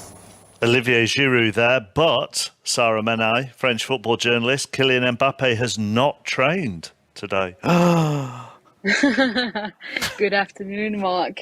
Yes, we understand he was not part of collective training earlier in the afternoon, but no major concern. He took part in an indoor individual training in the gym. So no major concern for him. He has been complaining about an ankle from time to time at the start of the World Cup. So nothing serious, but he's been complaining a little bit about his ankle. Oh, pity the poor French press officer when he or she found out there was going to be no Mbappe at training and realised what was about to come their way. What am I going to do? How am I going to deal with that? Do you know what the mood is like within that French squad? Very good mood. We understand there's a very good mood. There's a very good team spirit. I think that's one of the strengths of Didier Deschamps' management. The team, even the guys who are not playing, even the guys who know they will probably spend the rest of the competition on the bench, are taking part into celebrations. I think everybody's living well together, and they're obviously getting ready for Saturday's big game. The work started this morning because yesterday they had a bit of a break. Didier Deschamps, for the first time in an international competition, authorized the players' families and the staff families to come and visit the players after the qualification against Poland. So they've seen their wives and their kids a little bit, and work started this morning to get ready for that big clash against England on Saturday. Good stuff, Sarah. Thank you very much, Camille. Sarah Menai, French football journalist. There will obviously be a lot of talk about England against France ahead of Saturday's quarter-final, which you will hear with us here on 5 Live. Second half about to get back underway at the Education City Stadium. Back to Pat and Vicky.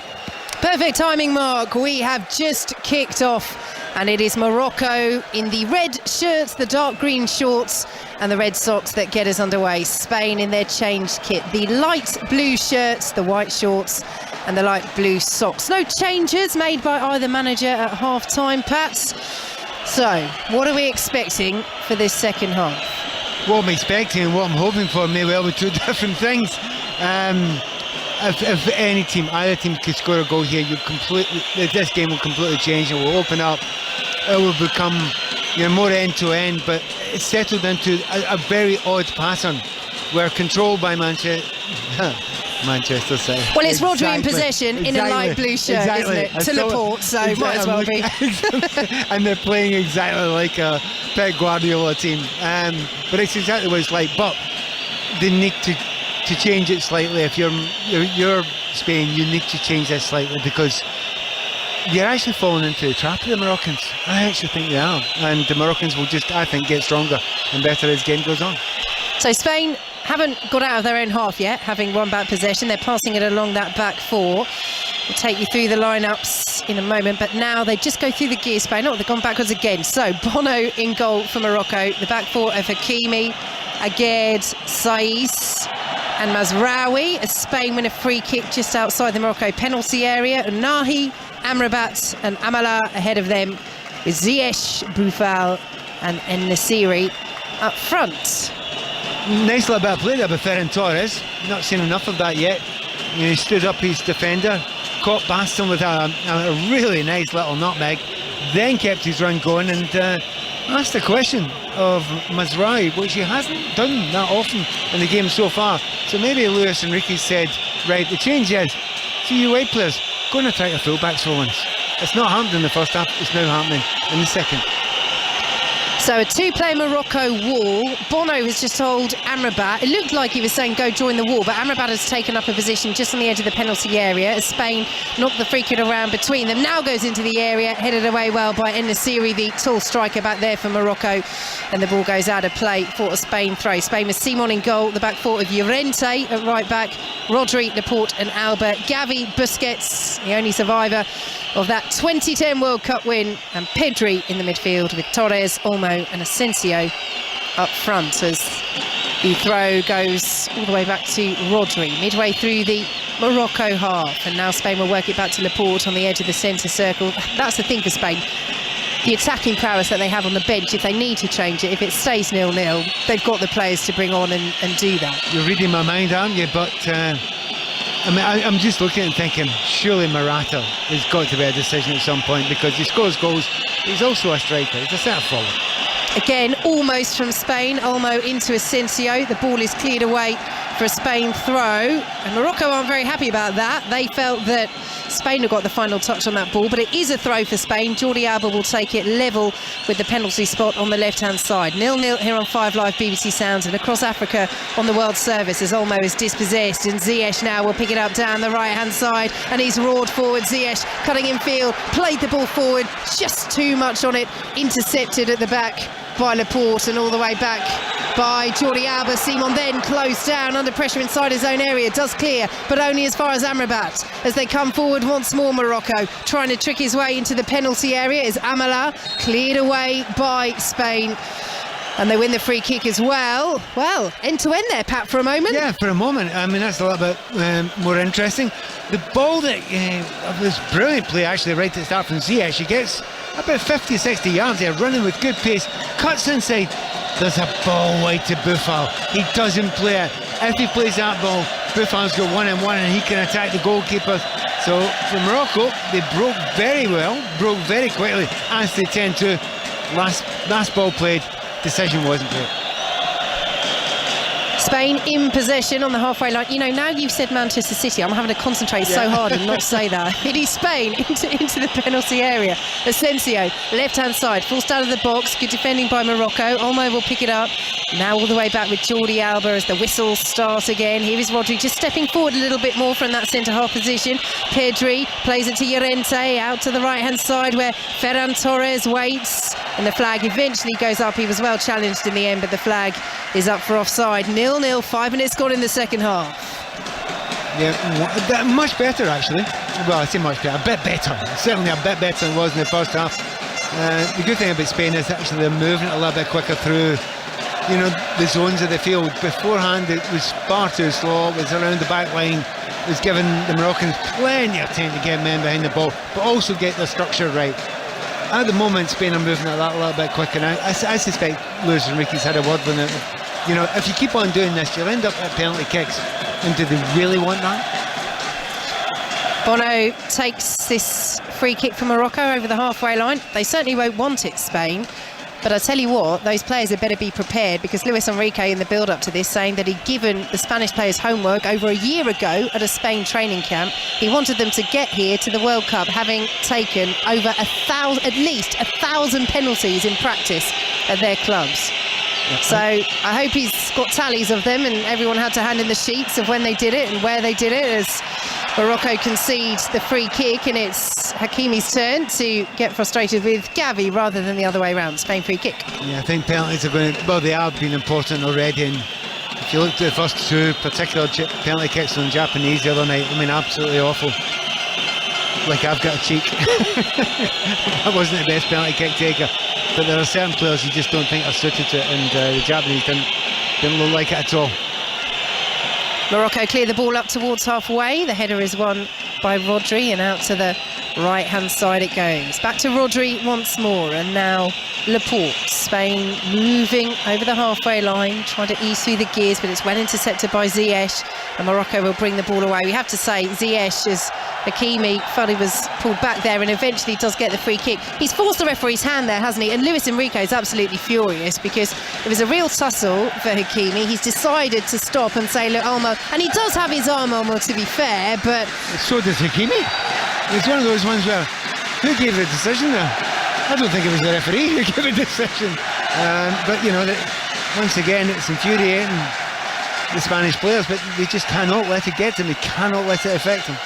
Yeah, I think the Spain boss Luis Enrique agrees with you as well, Pat, as the free kick is wasted by Aguerd. Out over to the left-hand side, but straight out of play for a Spain throw. Do you know what it's like in games like this? You would look at 55, 60 minutes and think, right, okay, time to make some changes. If it's not going your way, you know, either team you would consider it. Maybe more Spain. I would say maybe more Spain. I think they're the more likely to make the quicker substitutions.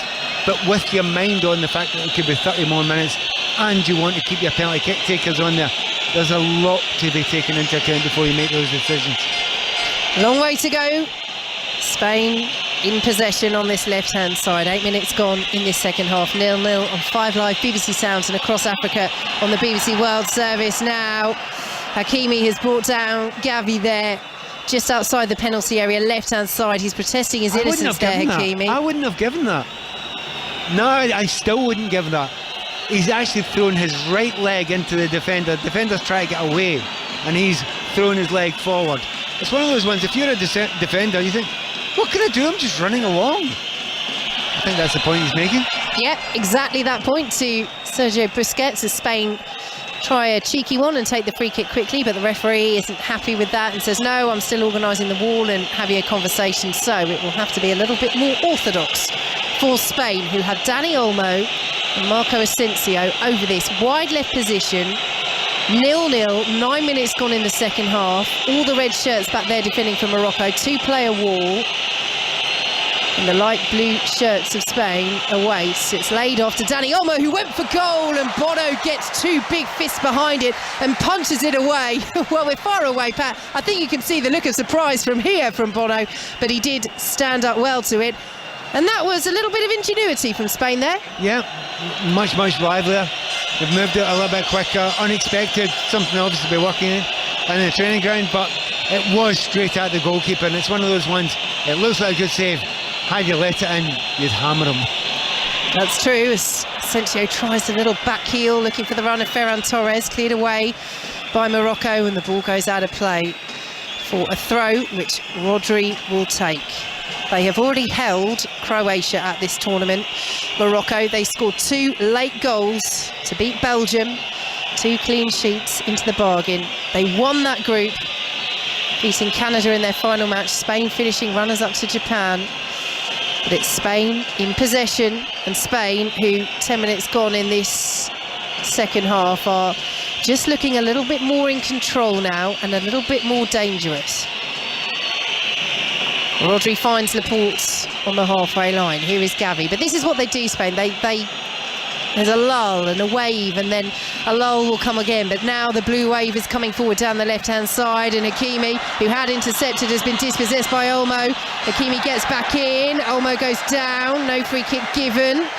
Olmo doesn't really protest on the edge of the penalty area. He did have a look at the referee, who says no, and now Amrabat over the halfway line, and the flag goes up very quickly against En-Nesyri, and he did look offside there, and that's real frustration for Morocco, because that was the right ball, but En-Nesyri didn't hold his run, and that could have been a real chance. That is the game plan in a second there. It showed you they're breaking ground there. They're doing it again now. They're coming forward again down the left-hand side. En-Nesyri waits in the centre. Challenge on the edge of the area. Referee again lets it go. This time it goes Spain's way. But foul going down, as was Mazraoui, the left back.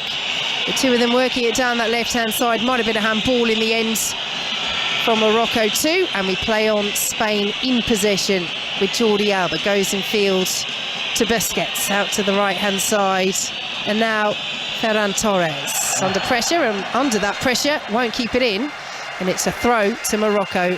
0-0. You know, the way they're playing, it's like if their national team was something from the animal kingdom, they'd be a cobra. They just sit there and they hold there, and then they strike with brilliant pace, and they know what they're doing. They're just waiting. The more this is going on, the more I'm impressed by them. Yes, the Spanish have got more of the ball, but the way that they're breaking down, it's as if they're just growing into it. It's exactly what they've done against the Belgians, and you know, it's so brave to do that, to allow that much possession away. And you feel as if they're going to get at least 1 or 2 chances before the end of this game, the Moroccans. Can they take them?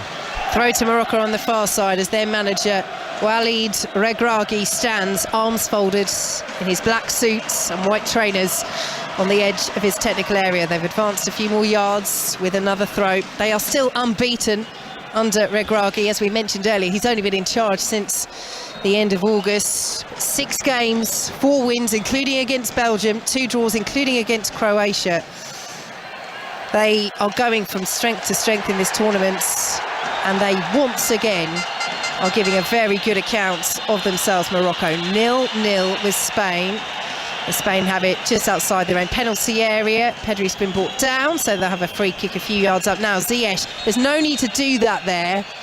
Spain had bowled the ball up with Jordi Alba to where the free kick was going to be taken from, and Ziyech just kicked it backwards. So referee's happy to let it go, and it all simmers down into nothing. But just can't let your concentration and your discipline waver on a stage like this, where Morocco are looking to get to the quarterfinals for the first time in their history. It's so finely poised. Just don't give the referee an excuse. Yeah, I mean, to be honest, we know that he's actually got that in his game. He's given away a free kick now again, but he's got away with it.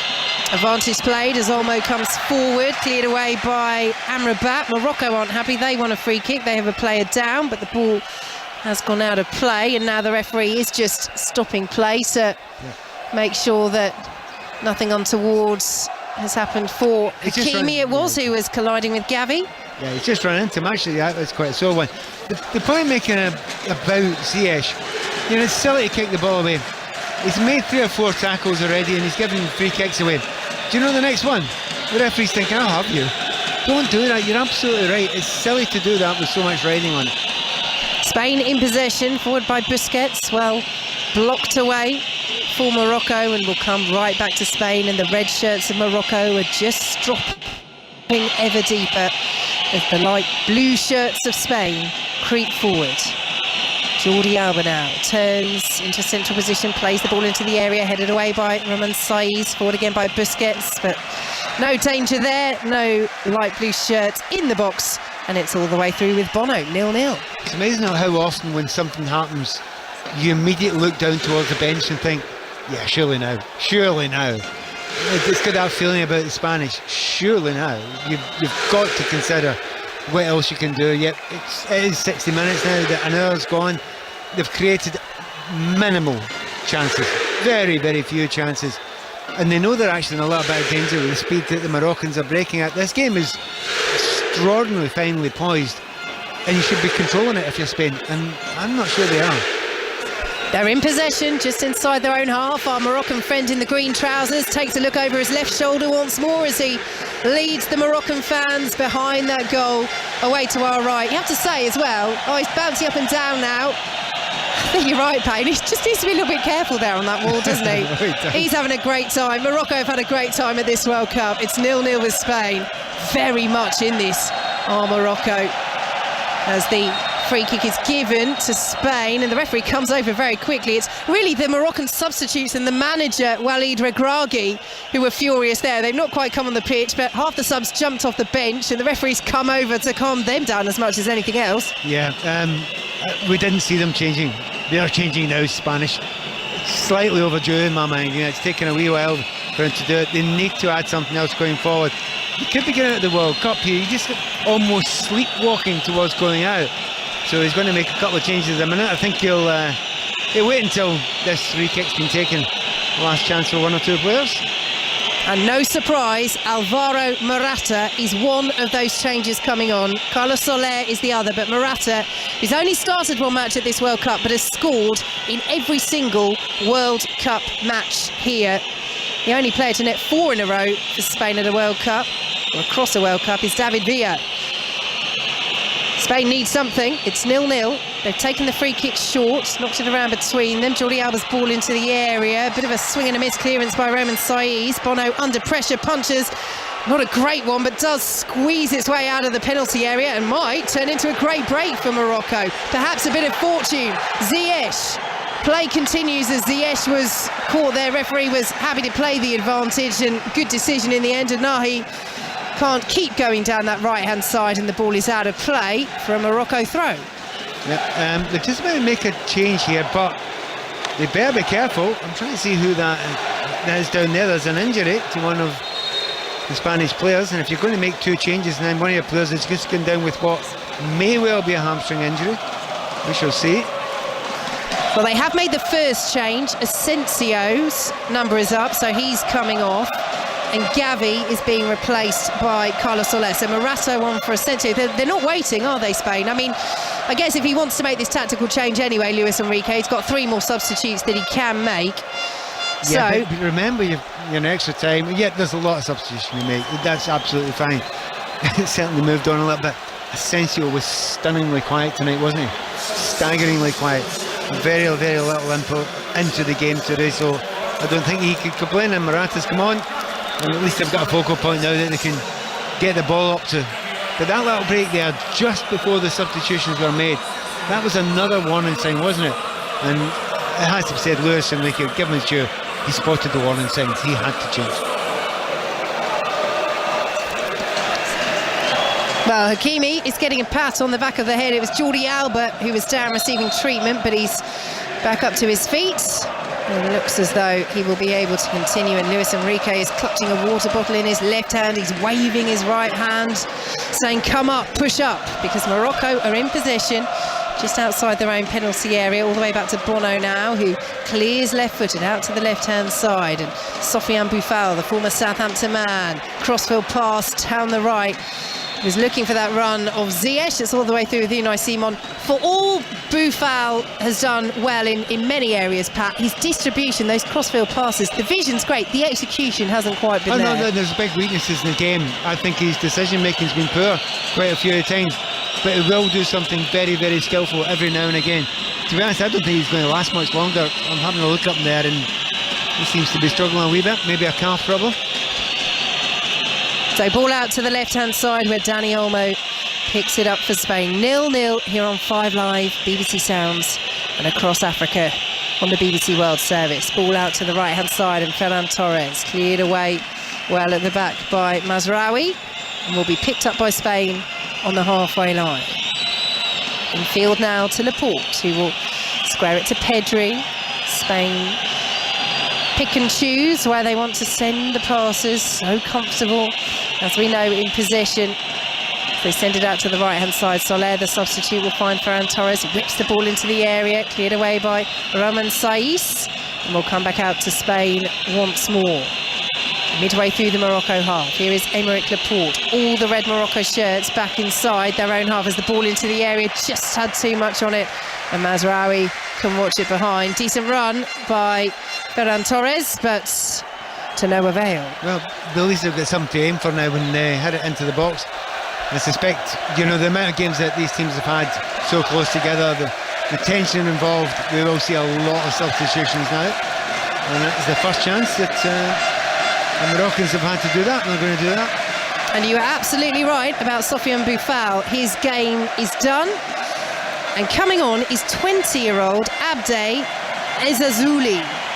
He's been in and out of the side for Osasuna this season. He's on loan from Barcelona. 20 years old, he's made a handful of appearances for Barcelona. And again, he's one that struggled with injury in the build-up to the World Cup. Born in Morocco, moved to Spain as a 7-year-old. So playing his club football against the sides that he's hoping to knock out. The side he's called home, or the country he's called home from when he was a young boy, but now on for Morocco. Morocco, who are still 0-0 with Spain, as Hakimi loses out to Morata. Ball forward from Olmo is poor. Saiz is underneath it once again, so dominant in the air. He's enjoying another good match. The Morocco captain, the former Wolves man. Spain pick it up just inside the Morocco half. Midway through the second half, 0-0. And you wonder, the longer this ticks on, whether Morocco will start to feel, is this Belgium all over again? 2 late goals, they won 2-0. Can they do the same to Spain? They've also did the same tactical change as well.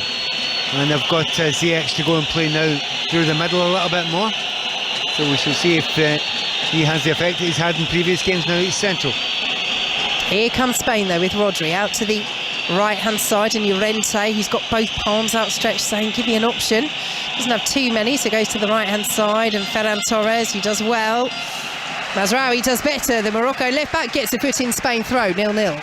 had a good game, both of them. You know, Hakimi and Mazraoui, very, very seldom have they been beaten by any of the players they've come up against, and that's one of the real strong points of this Moroccan side, the defence, but those two full-backs. Here comes Spain down the left-hand side. Jordi Alba plays it off Hakimi for the corner. I suppose this is when you're happy if you've got Morata in. He's very, very good in the air, certainly attacking balls. And this is maybe one area where Spain finally might actually play a ball into the middle. They play a lot of the corners short, but Morata will be thinking, please give me a chance. Nope, they played it short They again. played it short. Will they eventually get it in? Morata's still in there on the move as Pedri pulls it back to Jordi Alba. Now Pedri once more, and it's all very intricate once again from Spain as Soler has it on the left-hand side, and now Pedri once more. Jordi Alba will swing it in left-footed. Poor delivery from the Barcelona man. He's picked up the clearance though, and Llorente will have it over on the right-hand side. Plays it forward as Spain work it all the way back to the halfway line. That ball did not go into the box at all from that corner, and they're in the centre circle. And honestly, it's really disappointing if you're Morata. It might do now. Morata into the penalty area. Very good sliding challenge to just ease him out of the box. That was great defending by Achraf Hakimi, and the ball is cleared away by Morocco, and they'll bring it forwards once more, and the ball goes out of play. You know, it was a great tackle, Vicky, but he goes with his wrong foot. He goes with his left foot, and it's one of those ones where really that's a right-footed tackle, and if you get that wrong, it looks clumsy. So yeah, he timed it perfectly. Yeah, it's a great tackle, but yes, he took a chance. I should give the praise to Aged. It was he who slid in, the West Ham man. He just limped away from it as well, so we will keep an eye on that. Not moving incredibly freely at the moment as the ball is back with Bono up to the halfway line. 24 minutes gone in this second half, this round of 16 tie, and we are still to find the breakthrough against Morocco and Spain. Rodri in possession on the halfway line, squares it to his Manchester City teammate Aymeric Laporte, and now Jordi Alba out to the left-hand side, and Pedri now will pick it up. Rodri, and this is where Spain can start to mesmerise you. But what will Luis Enrique be thinking down there as he, well, we can tell he's pointing, he's saying get it over to the right-hand side as he waves his right forefinger over to that right-hand side where Ferran Torres has been whizzing up and down the wing. But it's central with Rodri. He plays it out. They're getting over to the right-hand side. Now they are out there. Soler to that right-hand position of Llorente, but they've worked it back again, and Morocco continue to drop deep. It's 0-0 on 5 Live, BBC Sounds, and across Africa on the World Service. Here is Pedri. Back to Laporte once more. It's metronomic, isn't it? It's just metronomic. And sometimes that's impressive, as long as it's got an end product, and there's a zip pass and a speedy pass at the end. There just hasn't been enough of that so far from Spain. Soler will lay it off to the right-hand side once again, and now all the way back to Rodri. And the series got bored and has come to close Rodri down, and now he drops back into that defensive line for Morocco. And Rodri has it once again. The jeers, we presume, are from the Morocco fans, but occasionally the Spain fans get frustrated with this sort of passing as well. It's impossible to tell inside the stadium. Morocco have been jeering Spain when they've been in possession, but penny for the thoughts of the Spain fans watching on as well, because they're not at the moment getting near the penalty area. We know that that's how they like to build up, and if they can find the final ball and get a goal, well, all good. But they've lost possession. Ziyech has played it back in, and Saiz goes over the top. Bit of defending here to do for Llorente. I've been waiting for, Vicky. I've been really waiting for this. The youngsters come on there. See when he plays against the fullback. Give him the ball. Give him a chance. He's playing against Llorente. He's not comfortable. But here comes Spain, and now suddenly it opens up a little bit as Morocco lose possession. Excellent sliding challenge. Wins the ball back from Morocco outside their own penalty area, and the ball is over the top. Jordi Alba will win the header, but only into space, and will be picked up by Ziyech midway through the Spain half. Plays it forward, Ziyech. It just ran past Amala and will be picked up by Llorente. And Amala looking a little bit tired out there now, but in a good position, but now has to get back and defend. They've worked so hard, these Moroccan players. Defensively, their discipline's been excellent. We thought it would be. They've only conceded once still so far at this World Cup. That was against Canada. But now, as we approach the final 18 minutes, is where that concentration needs to be maintained, and Spain haven't kept their concentration there. Dani Olmo offside. Morocco free kick midway through their own half. 0-0. I think you may have touched on the most important point of the game there. The Moroccans have chased quite a lot. I mean, they've tried to keep their energy, you know, they get back in the line, you know, allowed Spain to have the ball in front of them. But it's much, much harder when you haven't got the ball. And you've played all these games, and again, you said right at the start, they've not made many changes, so you get the feeling with Morocco, you would expect them to be more likely to win this game if they could win it in 90 more than 120, because they may get tired. Crossfield pass from Ziyech after a lovely bit of skill is intercepted by Llorente. That hasn't worked that often, the crossfield ball from Morocco. Just wonder whether Ziyech could have just kept going down that right-hand side. He really looked like he was in his stride there, but Spain have it over on the left now. Here is Dani Olmo. Plays it in field to Pedri, closed down by Amrabat. Look for the return ball to Olmo. That's quite fiercely backed by Hakimi to Bono. Ziyech tries to control, does get enough on it to send it to Amrabat, but that's poor from Amrabat, and he's just shouting at Ziyech there. Frustration perhaps from playing the pass, but also just wants Morocco to push up a little bit more. And Morocco, all of a sudden, I mean, Spain have slowed it to walking pace, but Morocco responding in kind, getting back into shape. And this is where tired legs, tired minds could come into the equation here. We're into the final 16 minutes plus added time. It's still goalless here on 5 Live BBC Sounds and across Africa on the World Service. Nico Williams is preparing to come on for Spain, who have it midway through the Morocco half, central position. Out to the left now it goes, and Pedri. Jordi Alba plays it in field to Olmo. Oh, lovely turn as he caught there by Amrabat. Well, he stayed down, Olmo. Referee says no. Amrabat then runs into the referee accidentally. Spain have worked it out to the right-hand side. Excellent defending by Mazraoui. Just stuck out a boot, dispossessed Ferran Torres and clears it forward, but it's given away by the substitute Ezazuli. And Spain pick it up once more, midway through the Morocco half. It's going to take Nico Williams about 10 minutes to get on, isn't it? As the ball is out to the right-hand side again. Mazraoui is there, makes the interception. Ball goes out of play for a Spain throw, and now the change will be made. And it's Ferran Torres' number that's coming up, and Nico Williams will replace him. I suppose that's something on the feather in the cap of those fullbacks. Players they're playing against keep on getting taken off. So they've done really, really well. So Nico Williams, maybe a little bit more direct, a little bit more power about him as well. So the Spanish are trying things now. They know that plan A certainly didn't work. And I just wonder if there is a plan B. Yeah, 4 goals for Athletic Bilbao this season. For Nico Williams, has featured in every match so far at this World Cup. Spain in possession, 0-0 into the final 14 and a half minutes. Good skill by Busquets, very good skill to win it back by Morocco. A little casual on the edge of their own penalty area, but they do get away with it. That was En-Nesyri back there, the tall, rangy centre-half. Beautiful play on the edge of his own box. Calmness under pressure, bit of skill as well as Ziyech plays it all the way back to Bono. Loose touch, almost charged down by Jordi Alba. And again, we haven't seen that for a while from Morocco, but they've just got to be careful there as Hakimi is caught by Laporte, and that will be our first yellow card of the game.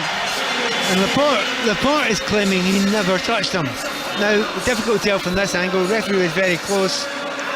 Tiny, tiny, tiny step on his toe.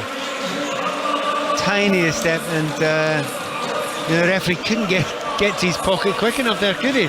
He was desperate to get it out there. I think the referee felt that the challenge where his studs were up was going to be made, but he took his feet away there. There was no great challenge, so I think he'll survive. Well, he's gone over there to have a word with Hakimi, and he's bent down, and whatever he said to Hakimi has annoyed Hakimi enough that he's stopped grabbing his leg, and he's got up very quickly in irritation. It's amazing how hard a toenail break can be. No, in actual fact, look, it's a tiny little foul. It's nothing more than that. The referee is getting his card out right away, desperate to throw it in the face of the Spaniard. And to be honest, it's really unfair. There's nothing in that, absolutely nothing. And there hasn't been a huge bunch of Spanish fouls this game anyway. Spain in possession midway through their own half, 0-0. 13 minutes plus added time to play. I think you're right, Pat. I think he thinks that Laporte is going to catch him on the knee, which would be a yellow, but then he doesn't, and he's already given the free kick and says, well, you might as well have the yellow card into the bargain. So here comes Spain, down the left-hand side with Olmo. Plays it back to Jordi Alba. Now back to Pedri. Looking for the run through the centre. Will ricochet kindly. Morata plays it out to the left-hand side. Jordi Alba's ball in. Cleared away by Morocco. Dani Olmo will pick it up on the edge of the box and drive. And it's high. And it's wild. And it's wide. And it's not impressive. It really isn't impressive. And a game goes on. Again, we were chatting beforehand. We've chatted to a number of people who've watched Spanish football. Guillaume Balaguer was very, very good on it. Just saying, it sounds a bit yawny. You know, it sounds a bit go and get a cup of tea. It's, you know what they're doing.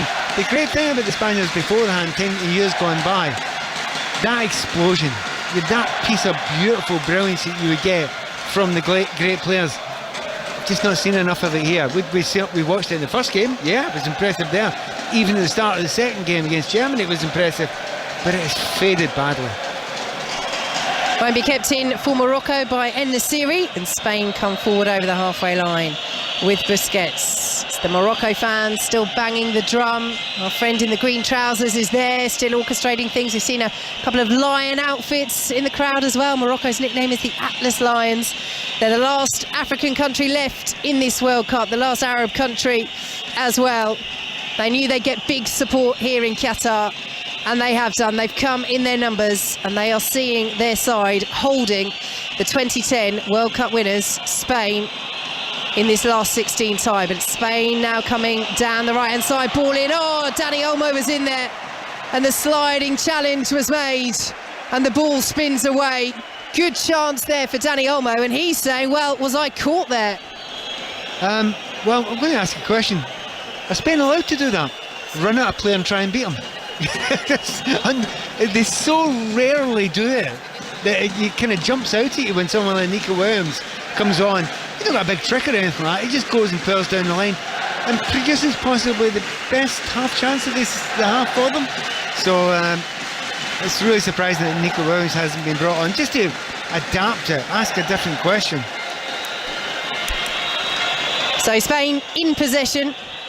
Here is Jordi Alba. I have to say, that was an absolutely outstanding challenge from Aguerd. No way a penalty for Spain, but they're into the penalty area once again. Ball is pulled across. Good charge down. It's a Spain corner. Morocco were appealing for an offside flag that didn't come. They stayed switched on. They defended it just as it would be, but they're disappointed that the flag hasn't been raised over on the far side. Yeah, they want to make a couple of substitutions, but classically, you're not going to do that at corner against, so they're going to let this play out. And they played the corner short. Ball pulled back for Spain, and will be squared now to Jordi Alba. Dinks the ball into the penalty area, cleared away by Morocco and helped on the edge of the box, but they won't be able to fashion the counter. This is the problem for Morocco. They're defending so well, but the players are so deep that there is no outlet really, and it's coming straight back at them. However, as Pat has touched on throughout this match, we know Spain have the quality out of nothing to gear up, to go through the gears, to put together a lovely move and to take the lead and to break Moroccan hearts. But they haven't done it enough so far. What can Nico Williams do here? Plays the ball through into the area. Morata down to the byline. Oh, whips it right across the face of goal. The angle was disappearing all the time. And it's across the goal line and spins out. Well, if he'd scored from there, it would have been pretty remarkable. Could he have done anything else, Pat? No, I think he did everything right. I think the movement was good. Once again, it's livened them up a little bit since they've made that change. Well, the two changes, Morata, he will make the strikers run. So at least there's something to aim at. So he makes the strikers run there. He's very, very wide, so it's understandable he didn't get it in. But again, it's Nico Williams, a little bit of pace. Go and ask a question about the defender. And it's livened things up a little bit. Well, for Spain anyway. So they're making 3 substitutions. Yeah, triple change being made. And it's not really a huge surprise, is it? They're going to make those sort of changes just now because they are getting tired. There's an exhaustion almost about the team. And, yep, makes good sense. They've done that. So the players coming on.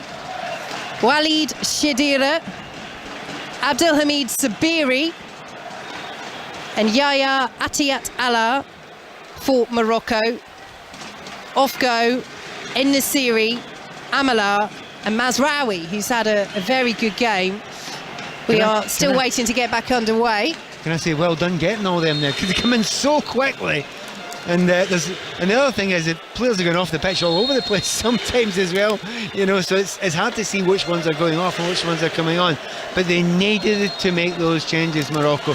You just see a little bit of tiredness creeping in. They're not getting up the field as often as they were, you know, at the start of the second half. And also, you know, if you get that liveliness from Morata coming on and from Nico Williams is on the right wing there, they need a little bit more vitality. Now Ziyech has gone down, so Morocco have won a free kick. So Walid Shadira, he's the leading scorer in the Italian second tier this season, 9 goals in 12 games. So he is on. Yahya Atiyat Allah played under Morocco's manager Walid Regragui as they won the African Champions League with Wydad Casablanca. That was the positive domestic spell that earned Regragui the Morocco job. And Abdelhamid Sabiri, well, thought he had a goal at the World Cup with that free kick that nearly went all the way in against Belgium, but took that tiny nick off Roman Saiz, former Huddersfield man as well, handful of appearances for them. And having just made the triple change, Morocco might have to make another one as well, because it's the West Ham man, Naif Aguerd, who's put in some brilliant blocks, but he's been, in truth, Pat, he's been struggling in the last 15 minutes and he just can't continue. Yeah, so that's another break, and he has played very well. I have to say he's played superbly well, but you can tell when a player's just desperate to stay on the field. He would do anything to stay on the field, but he's not able to do that. And El Yamik's going to come on now, and he's going to get a few questions asked about him, because Morata's movement's been much better. Everyone's always known about Morata's movement. It's always been good. Question in the past was always, what's your finishing like? Is that good enough? And certainly in his period of time at Chelsea it wasn't brilliant, but it's been much better since he's been back to Spain. So Morocco swing the free kick out to the left hand side. El Yamik, another one of those who plays his club football in Spain for Real Valladolid, taking part at his first World Cup, and are Morocco to reach the quarterfinals for the first time in their history. They're 0-0 with Spain. Will they get, as they did against Belgium, 1 or 2 late chances? This man might help to create them. Hakimi, ball into the area, the header is down, the shot on the turn is scrambled towards Unai Simon. Well, almost for the substitute Walid Shadira. And Pat, they're going to get those chances. That is the game plan. We've watched it time and again. They're becoming quite infrequent, these little breaks now, but they don't have to do it quickly, and they zipped up the field there. It's as if they're just waiting for that tiny little moment. They'll soak up as much pressure as they possibly can, and they do look dangerous. It's whether or not they've got a good enough striker that can go and attack that. That was no more than a half chance, but definitely that's livened up this crowd, hasn't it? Our friend in the green trousers is clapping his hands together once again. The noise is rising inside Education City, because Morocco very much still believe 4 minutes plus added time to play. Well, it's one of those, Pat, we know where a goal from Spain might come from. They've got enough players on the pitch, but looking at the game overall and the performance so far, it is still one of those where you think, where is this going to come from for Spain? And you would not be surprised if, you know, obviously it's getting close to finishing 0-0. Who wants to take a chance when it comes to, you know, extra time, if it gets to extra time? Because then there's a fear factor. If you lose a goal there, you'll always be remembered for it, and that's an effect. It's a very, very negative effect. Football shouldn't think that. We should think about positive things, but we do negatively sometimes. Here goes Nico Williams down the right-hand side. Very good covering for Morocco, and they'll clear away, or should be able to clear away. But Nico Williams has done well to charge that down. The substitute Atiyat Allah, though, plays it off him, and it's a throw to Morocco deep in their own territory. It's one of those as Luis Enrique squats down on the edge of his technical area. I'm not in any way saying that Spain came into this match playing for penalties. But when you've told all your players to go and practice 1,000 of them before you turn up for the World Cup, there's just not a sense that Spain are too bothered about pushing this to win it in normal time. But that's the Spanish way. Yeah. Here come Morocco. And they find a way through the light blue shirts of Spain's defence. Out to the right-hand side they go. Nice little 1-2, almost, but Anahi can't pick up that return ball. And Ashraf Hakimi looks to the heavens because that was so close. That was a beautiful little play. When they get the one-touch, little 1-2s in the final third, I say they don't have them very often, but when they do, they've got real belief in their ability. And that was just lack of legs. He was exhausted and he just couldn't make it to the byline with the ball had been put. Here goes Spain though. Alvaro Morata in behind, checks inside the penalty area, pulls it back. Nico Williams, excellent sliding block by Amrabat, and it's cleared away by Morocco. Huge chance for Spain in the dying moments of this game. But once again, it's a striker's movement. You know, Morata will keep on doing that. Nico Williams down the right-hand side have lifted the Spanish side. Now I think there's the flag went up. I think the assistant got that one wrong. I think he was onside. I'm pretty confident he was onside there. So, you know, he's got a little bit unlucky there because the break was break. Maybe actually, I was going to say maybe it was the second movement, but I'm looking at where the free kick's been taken, and that's the initial movement. So, having said that, VAR would have sorted it out, wouldn't it?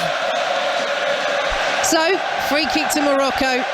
Out to the right-hand side they go with Ashraf Hakimi. Dani Olmo wins the header. Throw to Morocco, looking to reach the quarterfinals for the first time in their history.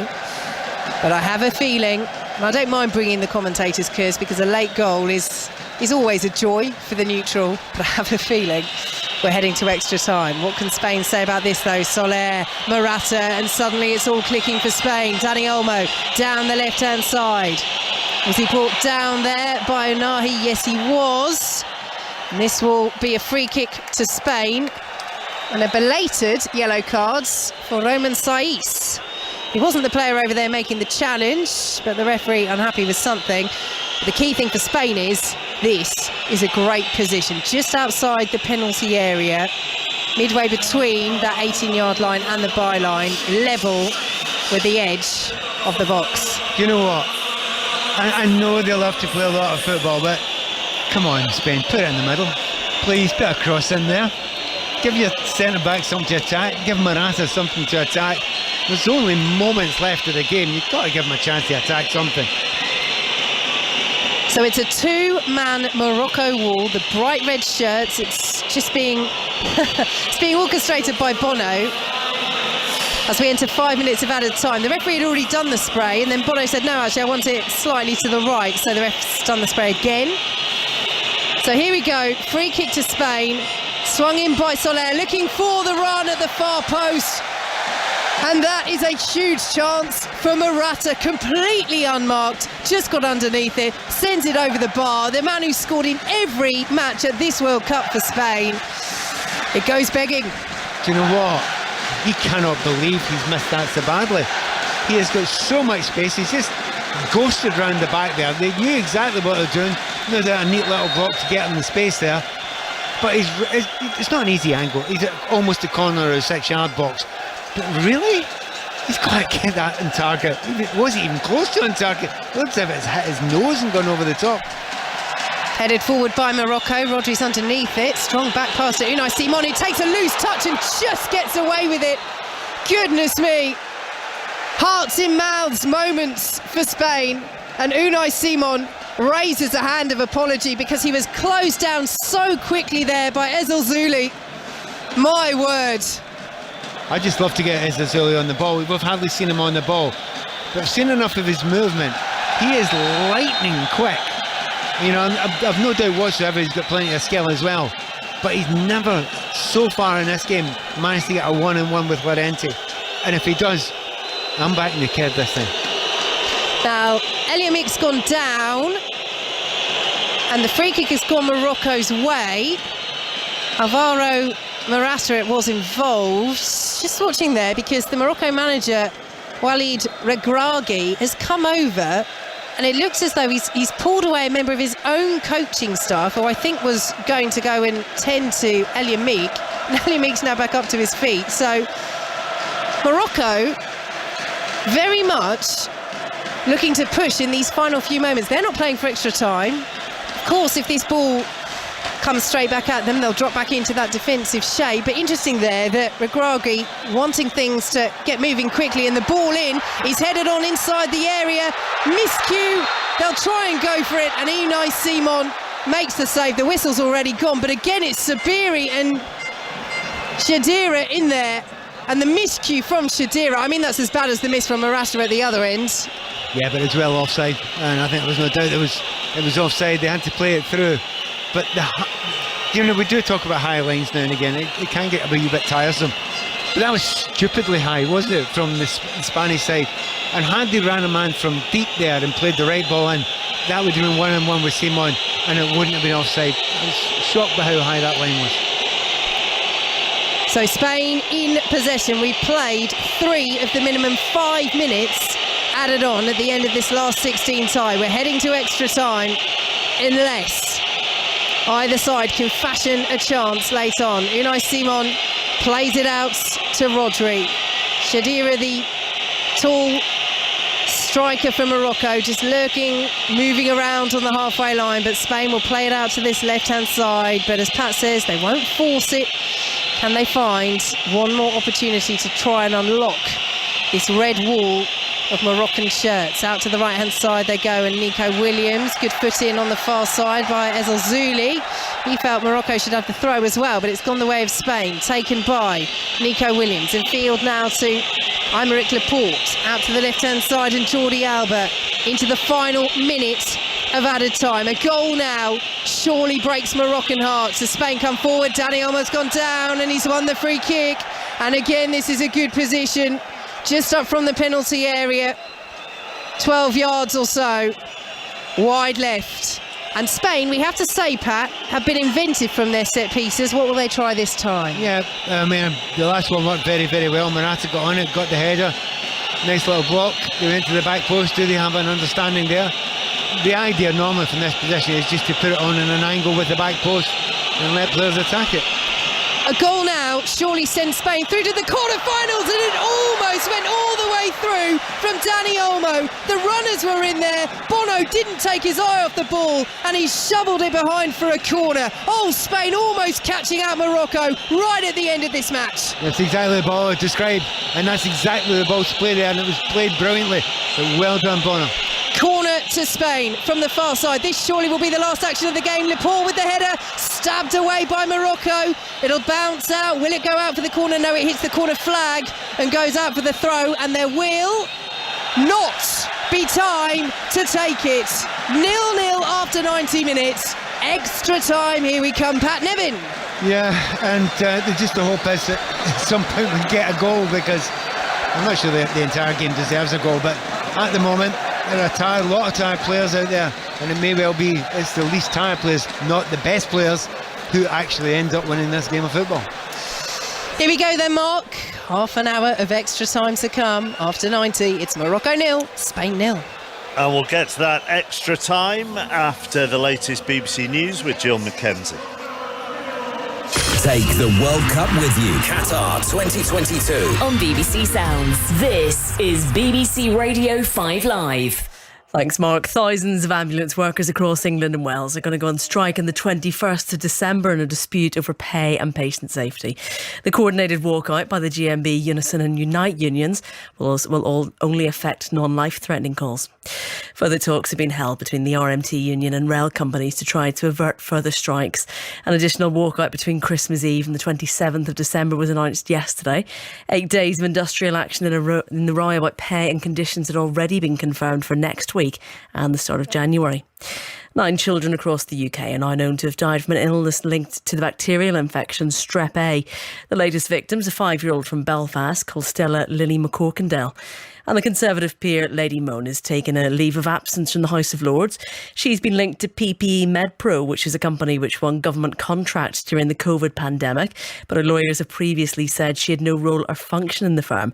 Her spokesperson says she's now focusing on clearing her name. That's round of the news headlines now. Time to take a look at the travel. Here's Orna. This is BBC Radio 5 Live. Listen live on digital, online, smart speaker, or the BBC Sounds app. Thanks, Lisa. So the M8 in Glasgow queuing on the eastbound side. That's from 26 at Hillington to the M74 interchange at junction 20. It's after an accident. The M4 in South Wales queuing around Cardiff, 24 at the Caldra, heading towards 29 at the A48M interchange. Now that's because of the westbound side where the vehicle overturned. There's still one lane closed at the scene. The M1 slow northbound at junction 38 at Woolley. That's emergency repairs with one lane closed, and still problems on the trains through Wolverhampton and Birmingham because of the warehouse fires. Warner Merchant, 5 Live Travel. On BBC iPlayer. It's about a woman who went missing a long time ago, in 1974. The odds are we won't find answers. Based on the novel by J.K. Rowling. All I want from you is straight answers. The day she disappeared, she said she wanted to talk about something urgent. Strike. Troubled blood. I don't care if it's been half a century or half an hour. That man has to pay for what he did to her. If anyone asks, I'll say you should be here until you rot. Starts Sunday night on BBC iPlayer. BBC 5 Live. The FIFA World Cup, Qatar 2022 with Mark Chapman. And thank you to Lisa McCormack for the news, not Jill Mackenzie. Very difficult to tell who the newsreader is from over here in Doha. Right, let's... I'll stick to that excuse. Right, let's bring in Guillaume Balaguer, goalless after 90 minutes. Spain's last 4 knockout games at major tournaments have all gone to extra time, so we shouldn't be surprised, Guillaume. Yes, because we do lack that kind of player that stops this happening. But at least the striker is on. They adds a little bit of edge. Nico Williams on the right-hand side helps with runs on the right wing. But Spain lacks a little bit of continuity. We were searching for space before, now for the move that makes the difference, mostly down the wing. And Morocco, they lack the quality in the last decision, but I don't know if it's me being Spanish, but they have pace, they combine well, and there is a sense of danger when they're next to the box.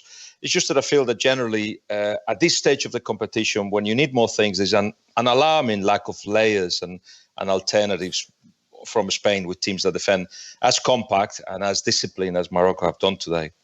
Was it better for you, Pat Nevin, Spain's second half performance? Mildly, tiny bit. Yes. No, I think Guillaume's absolutely right. It's not the performance is better. It's the substitutions have adapted it and made it better and made it. You've got a focus now. You've got somebody who makes normal strikers runs.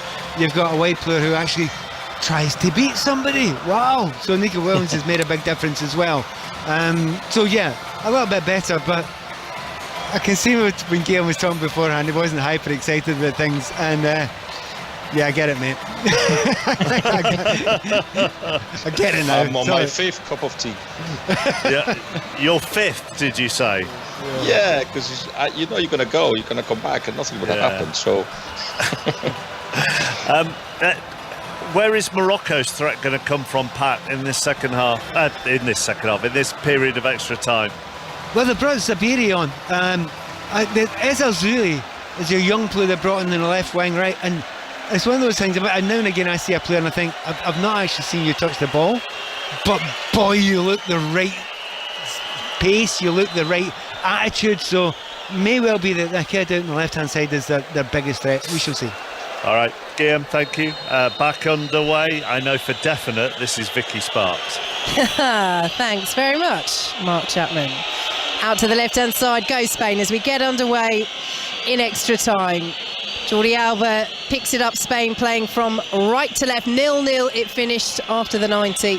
Spain in the light blue shirts with the changed kit, the white shorts and the light blue socks. Morocco in the bright red shirts, the green shorts and the bright red socks. And our Morocco friend in the green trousers has just had a little break in between normal time and extra time, but he's getting ready to start up the Moroccan choir once again. Spain in possession inside their own half. Morocco, who have enjoyed such an outstanding tournament here, looking to reach the last 8 for the first time in their history.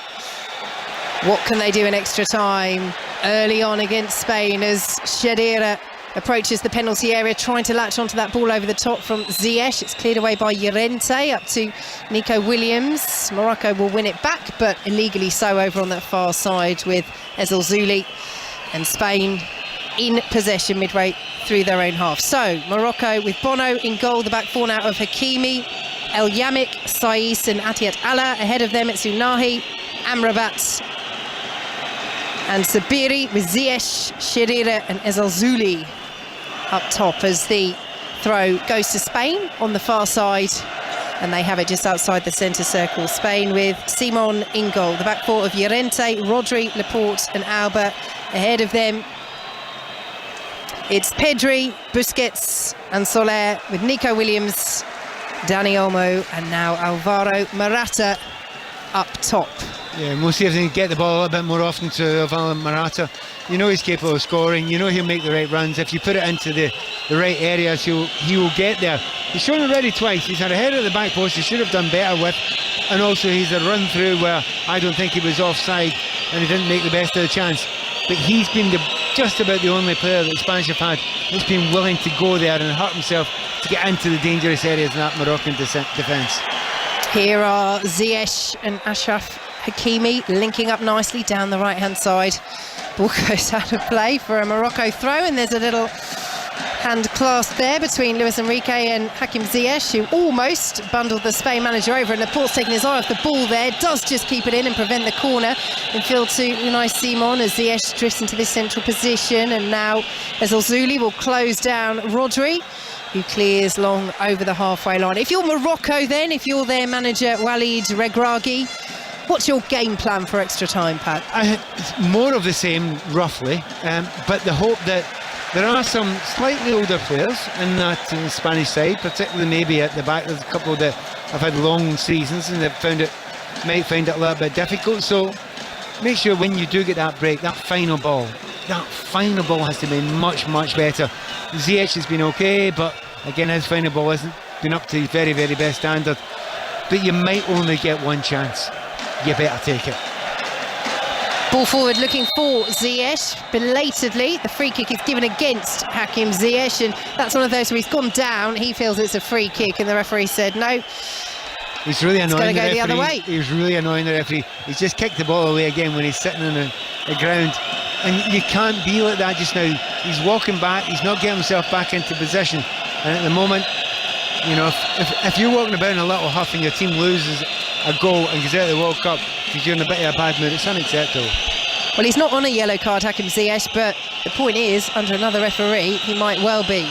Jordi Alba plays the ball to the edge of the D. It was attempted layoff towards Busquets from Carlos Soler, but Morocco get the interception and Ziyech has it out on the right-hand side. 0-0, 4 minutes gone in extra time here on 5 Live, BBC Sounds, and across Africa on the BBC World Service. And here you go, Morocco in behind is Shadira. The flag stays down. Shadira, brilliant challenge as the flag now goes up on this near side. But what excellent defending by Laporte. Again, he didn't know the flag was going to go up. Neither did Shadira. And really, he should have stuck that away. But Laporte, superb defending. Do you know what? I think he is offside, but it's a shoulder or, you know, a bit of the chest, something like that. There's not much in it. Tried to bend his run, didn't bend it quite enough. But that's a little bit of a frightener. That's a little bit of a wakener for that defence. They got back in time, and of course he's not lightning quick, but you cannot give them that many chances. Jordi Alba in possession on the halfway line for Spain. Goalless in extra time in this round of 16 tie. As Spain work it out to the right-hand side, and Nico Williams. Here is Llorente now, looking for options. Plays it forward from Morata, challenged by Saiss, stays down. And the decision is free kick to Spain, and Roman Saiss just grimaces in frustration. Spain with the set piece midway through the Morocco half right-hand side. Yep, he's got himself in front of the defender there, so it is a free kick. Didn't really need the rolling about, but he's got the free kick and he's actually given a little roll 5 to the defender. Well, he's up now, Morata, just ambling towards the penalty area. Morata, who has scored in every World Cup match so far. Can he find the breakthrough for Spain? Chances have been largely few and far between. That Dani Olmo free kick, not deceiving Bono in the Moroccan goal right at the end of normal time. As the ball is chipped over into the area looking for Nico Williams, well headed away by Morocco and Atiat Allah. He's not the tallest at all, the left back, but good leap there to clear the ball away. The Spain have it once more with Pedri, looking for the run through the centre. The header this time won by Saiss will come out to Nico Williams, right-hand side of the box. Very well stood up by Morocco on the edge of their own penalty area, and Ezal Zuli will try and latch onto it. Defended well by Spain, though. Lovely touch from Busquets out to the right-hand side, and Llorente. Here is Nico Williams once more approaching the penalty area. Nice bit of skill to get him down to the byline. Pulls the ball across just over the head of Morata, and it's cleared away by El Yamik and out to the right-hand side where Llorente will pick it up for Spain. Nico Williams once more. Good battle going on there between him and the Morocco left-back Atiatala, and Atiatala gets the better of him that time. It's out from Morocco throw, 0-0. But it's another very, very good piece of play down the right-hand side. Williams has done far more in this game than the players that he replaced, and he's been up for much, much less time, so he can hold his head high. He's done well, whatever happens in the end of this game. So a double change coming up for Spain. Alejandro Balde and Ansu Fati are coming on for Dani Olmo and Jordi Alba. A reminder that both sides have the opportunity to make an extra substitution in extra time. So Spain now up to 5. Morocco had already made their 5 in normal time, so both will get one more should they wish to use it.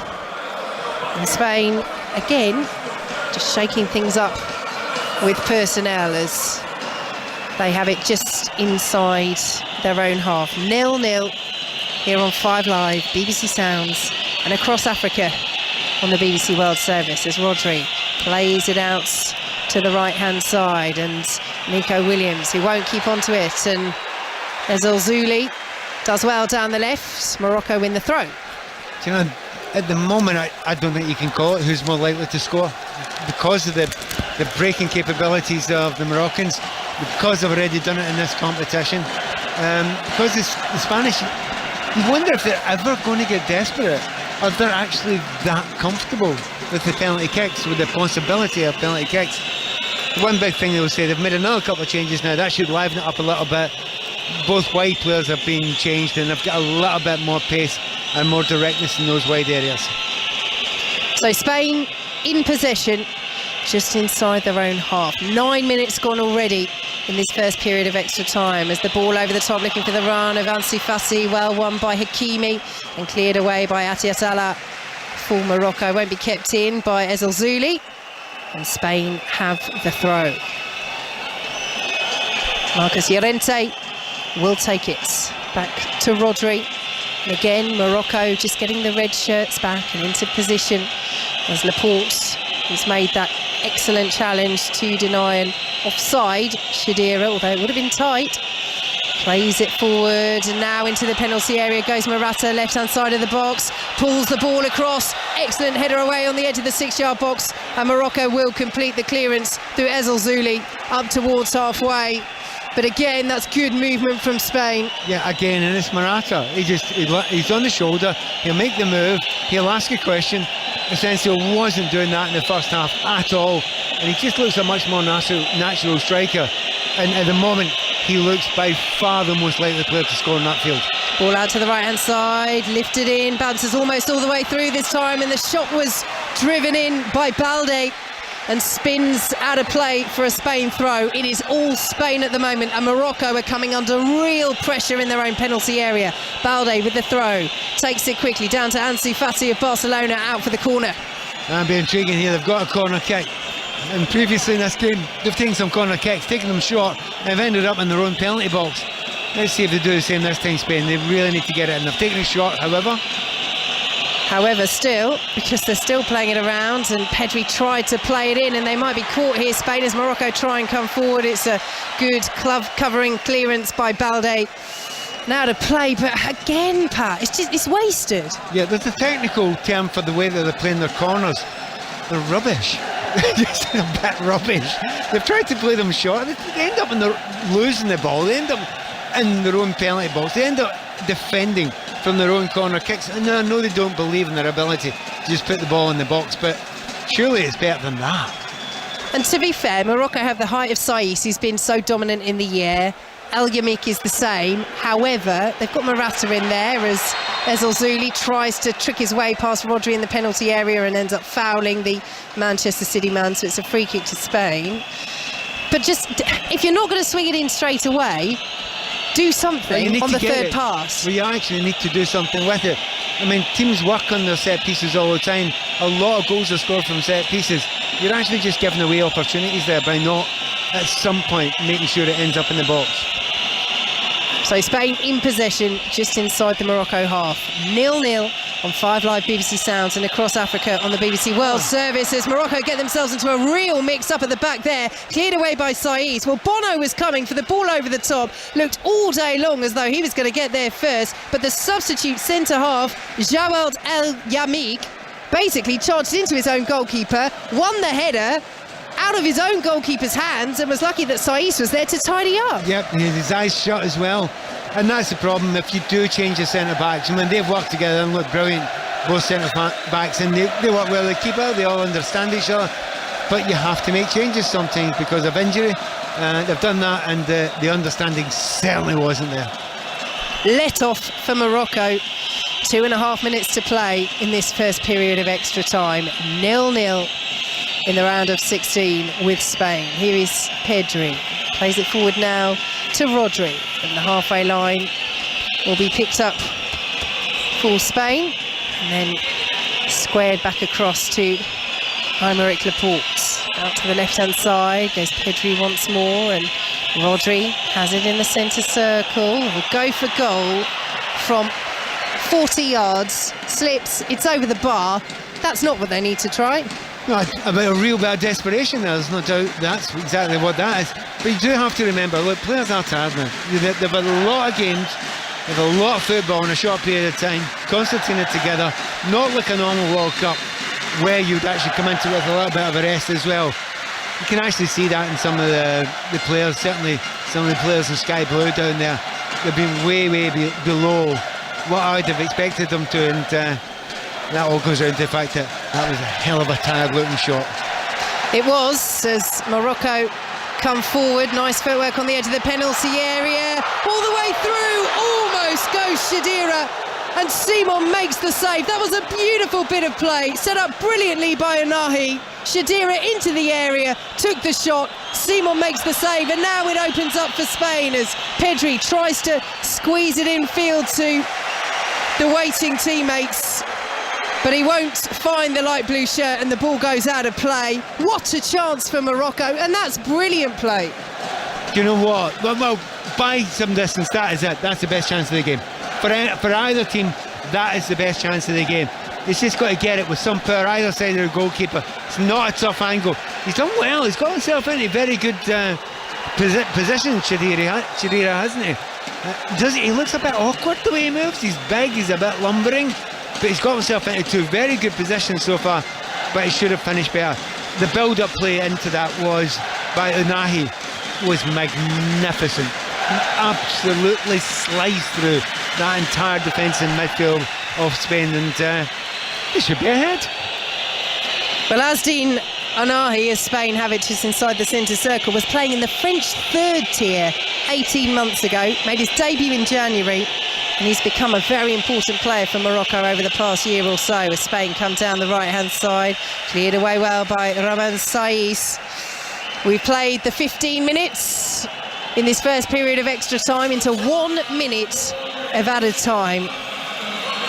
And Morocco will be reflecting on that chance that Shadira has just had as the ball is all the way across the penalty area, headed out by Ziyech for a Spain corner, and this one there will be time to take. Now, what do we do, Pat Niven? Do we go short again? Well, they've got about 20 seconds to take a corner kick, so they'll probably play it back to their keeper. No, come on, they must put it in there. They must give Morata a chance to attack it. They've got, Laporte's got to attack it, Rodri's got to attack it. Soler is over this. Spain have players tumbling into each other really inside the penalty area, and the referee has gone over. Will he say that Spain will take the corner again? Got to. Yes, he will. Absolutely. He wasn't even looking at the corner when it's played in, so it was just falling over each other. That's all it was. But actually, it was a poor corner. It was straight in the goalkeeper's hands, so he's got another chance. It was a poor corner, and Morocco will say, well, we didn't do much wrong there. But they have another corner to defend, and it's swung in once again by Soler, and Bono comes, gets a good punch on it. It's met by Llorente, cleared away by Morocco once more.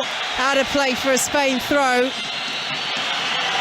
Yeah. And the referee just telling Spain not to take this throw just yet, because Morata has stayed down on the edge of the 6-yard box. And it looks as though, as the referee continues to talk to Morata, that will be that for the first half. The players are coming over, the substitutes are wandering onto the pitch. And now, Pat Nevin, 15 minutes of extra time to play. I mean, I don't think we're going to see Spain do anything different. And Morocco, I mean, why would they? Their game plan is working absolutely fine. Well, you think about it, with that break that they had there, that was what it was all about. Pace, break, you'll get the odd chance. They got the chance. They just didn't take it. And they could have been sitting here 1-0 up, and Spain would have been trying everything. They would have been playing short corners. Had they actually scored that goal, they'd have been throwing everything at Morocco. As it is, it's still wide open. So half-time in extra time, Kelly. Morocco 0, Spain 0. Are we heading for the P word? It might well happen, and if it does, Vicky Sparks and Pat Nevin will be across every single one of them. Pat, you said to Chappers earlier on that you think that this game could be decided now by the team that's fittest, not necessarily the team that's best. When you look at the experience in the Spain squad compared to that in the Morocco squad, does that count mentally as well as physically? It's a great question, actually. And before this World Cup, I'd have known the answer, and the answer had been, look, you go with the experienced players, they know they're playing in the biggest leagues, they're ultra fit. But there's been times during this World Cup where the less fancy teams, the teams from Africa, from North Africa, from the Middle East, have shocked the rest of them by playing at that incredible intensity. The Japanese have been like that as well for various games. So I'm afraid, Kelly, it's such a good question. I don't have the answer. We're going to find out in the next 15 minutes. Well, that's exactly it. Only time will tell as to what turns out to be the difference. But again, it could just be about one moment over the next 15 minutes, or else. We will be heading to penalties between Morocco and Spain. With you for the rest of extra time, it is Pat Nevin and Vicky Sparks. Thanks, Kelly. So Morocco preparing to get us underway at the start of this second period of extra time. It's about nerves, it's about concentration, it's about executing the game plan. Morocco have executed theirs to a T, and they're going for goal from kickoff. Well, there you go. Sails over the bar. Unai Simon was watching it, wasn't too far off his line either. Well, that was certainly in the script at some point, wasn't it? It's absolutely nothing wrong with that. A keeper goes and stands on the 18-yard line. If he's not paying attention just for a second and you get it on target from the kickoff, he's got a chance. Here comes Spain, looking for Morata through the middle, cleared away by Morocco. Nico Williams is jumping for it. Won't reach it, but it will be picked up by Soler. 25 yards out, plays it out to the left-hand side, but Ansu Fati can't bring it under his spell. And the ball is out of play for a Morocco goal kick. Just for a moment there, the player we've not mentioned a great deal of is Amrabat. And I've been watching him for about 70 minutes now. And I'm thinking, you're going to have to go off any minute now because you're wrecked. But he's still going, and he's still going. I think if you look at the middle of the field, his head's down, he looks as if he's just about to go on his knees. He's been like that for the vast majority of the second half there, and certainly he's been like that all the way through extra time. But wow, he's put in a shift. Absolutely. The ball is sent out to the right-hand side by Bono, won't be kept in by Morocco. Enjoying a great season with Fiorentina. Sofiane Amrabat has been linked with Liverpool, amongst others, but such a key man in the centre of the midfield for Morocco, who are level with Spain. 0-0, 2 minutes gone in this second period of extra time here on 5 Live, BBC Sounds, and across Africa on the BBC World Service. Spain in possession. Dinked in field. Amrabat will now close down, but Spain do work it well down the left-hand side as Balde will chase. Very well defended by Achraf Hakimi.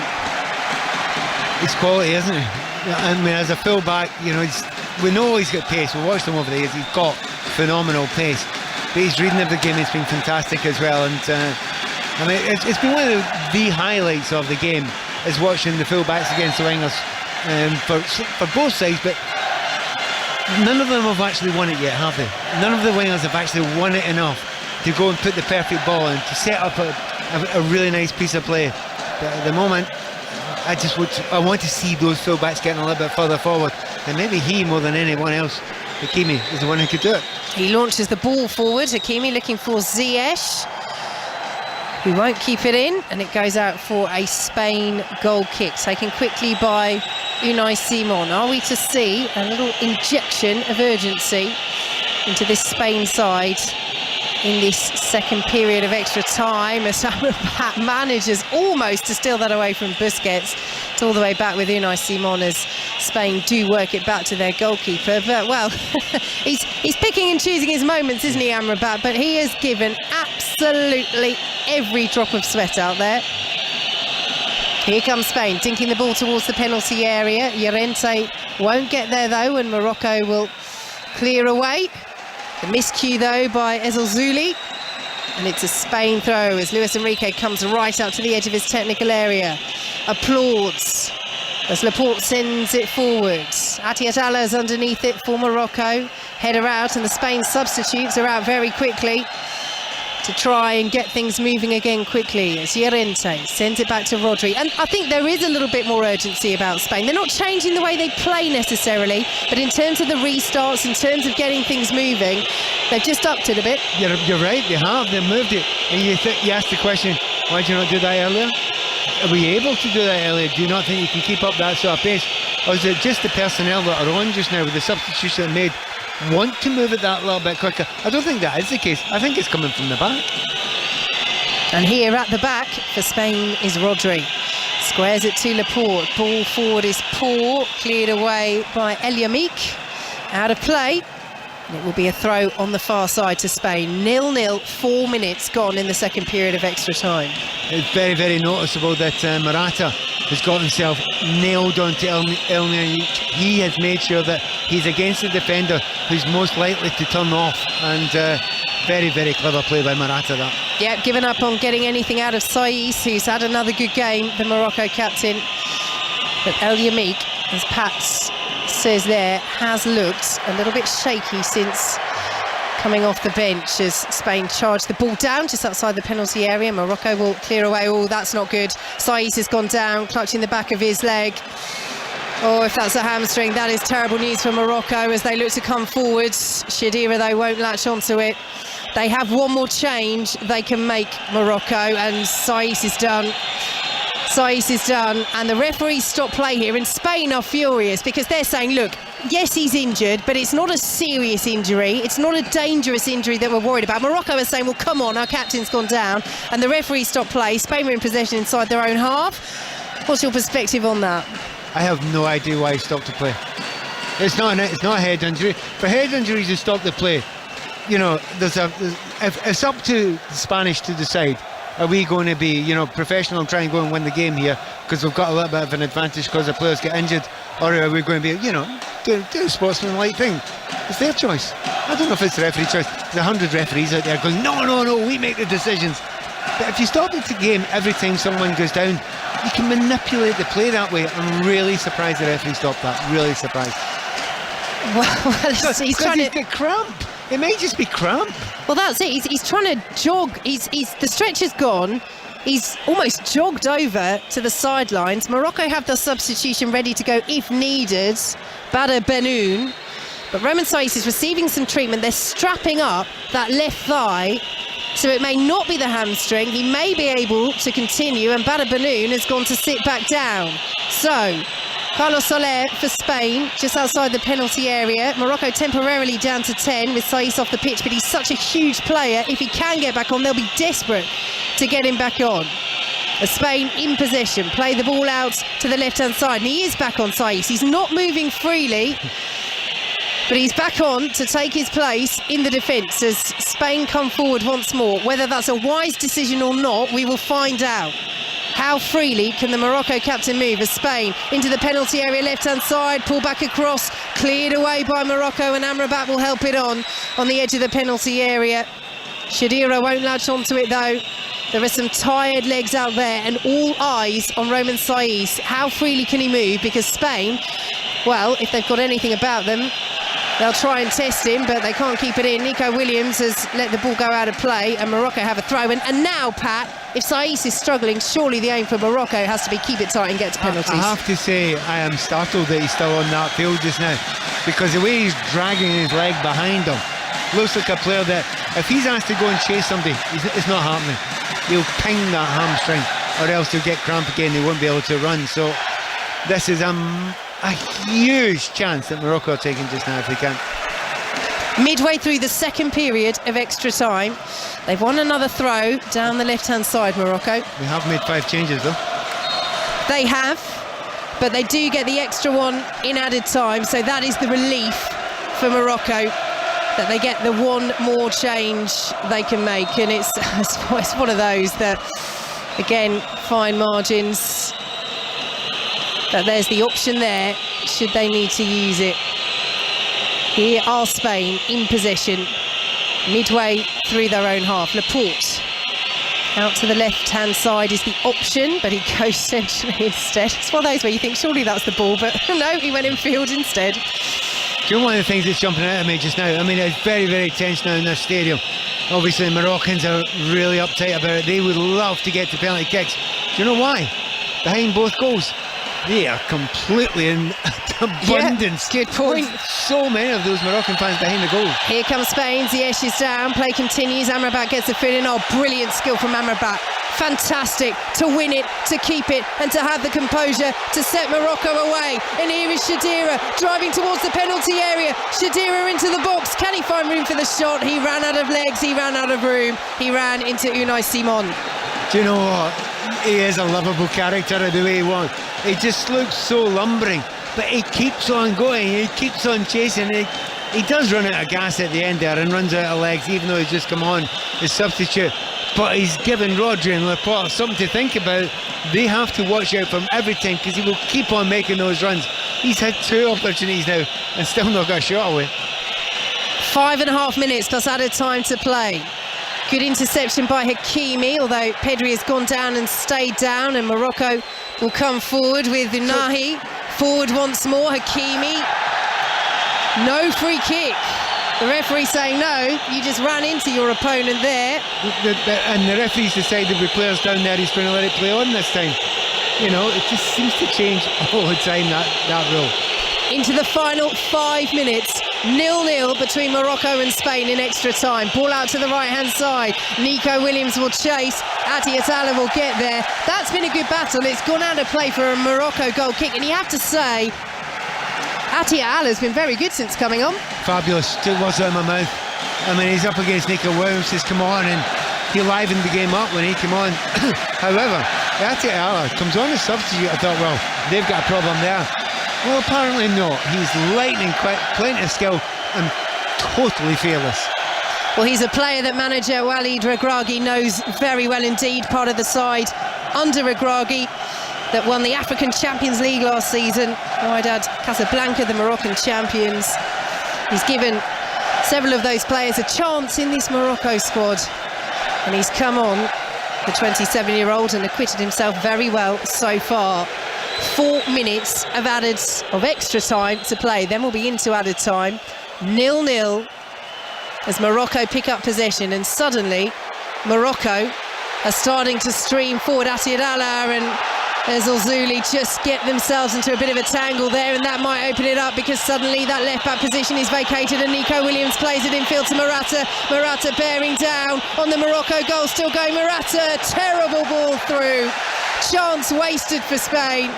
He was trying to play an Ansu Fati, and it was a shocker of a pass. It was a great break for Spain. They had 4 players up there. Morata was one of them, didn't shoot, tried to feed Fati, and it's behind. Do you know when that situation happened last night with Brazil? They scored every single time, but the Spanish weren't able to do that, and it would have been a real shame though, because the misunderstanding with Atiat Allah and the youngster Ezelzouli come on. I mean, it was quite amateurish, that misunderstanding on the left-hand side, and that was the biggest chance that I would say Spain had to score, and they weren't able to even get a shot on target. Bono clears over the halfway line. The Spain substitutes are out in the technical area saying, look, He's time wasting. That shows that Spain really want to push on and win this. Morocco might settle for penalties. As Nico Williams, did he keep that in? Play continues for now, and the corner's been given, and Morocco is saying that went out of play. Yep, but the assistant is saying, no, it didn't. Yeah, nothing you can really do about that, because it's not going to go. Is it going to go to VAR? Wait, he's changed his mind. That's staggering. That is weird. No, it's definitely changed his mind. Looks like it's going to be a goal kick. He believes it's gone out. So change being made for Spain. Pablo Sarabia is coming on, and the substitute is being substituted. Nico Williams is off now. We're moments away from penalties. Yeah, that's got to be it. Yeah. Williams hasn't done anything wrong. That's not his fault there, and you just want somebody who's confident with a penalty kick. And you wouldn't be surprised if you're getting similar sort of attitude from the Moroccans there. They're taking their time here. Who are they going to take off? They seem to have... No, they've changed their mind. They were actually going to make a decision there with... Saïs, that's it. That's the question, isn't it? You'll end up doing... If you take Unahi off now and Saïs can't last these last few minutes, they probably want to make a change, but they want to make it with seconds to go. Yeah, will they get the chance? That's the question. Ball has gone out of play for a Spain throw. 90 seconds of extra time plus added time to play. It's goalless. It's Spain in possession on 5 Live BBC Sounds and across Africa on the BBC World Service. Here is Rodri on the halfway line. The Morocco fans inside this stadium once again jeering and whistling, trying to see their team up to the line for penalties. And then we'll see who crosses it. But Llorente's done well. He's won the corner for Spain. Well, it's really tense. Now, look at the intensity of Spain. Much, much better now. They're going to make that change, and it is going to be Unahi who actually comes off. He's played really well. He's a lovely player to watch. He's got silky skills, but he kind of cruises over the ground, and he's a player I'd watch him every week. And on comes Badr Benoun, who plays his club football in Qatar. His World Cup debut, he was actually named in the squad, the provisional squad of 23 for 2018, and then a late change was made tactically, and then Nasiri got the place instead. As Spain swing the corner in, it's cleared away by Morocco, played forwards by Spain once more, out to the left-hand side. As we approach added time at the end of extra time, and the ball is stolen by Morocco.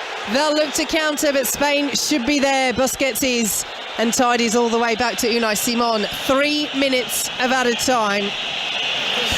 And what about the pace now of Spain? They're playing the way you thought you should have played, an hour ago? Maybe even more than that. They're trying to lift it, they're trying to ask different questions. It seems so late to do it. Hey, if you're going to score a goal in the last 3 minutes, it's the right thing to do. But it was one chance to take. They were capable of doing quicker.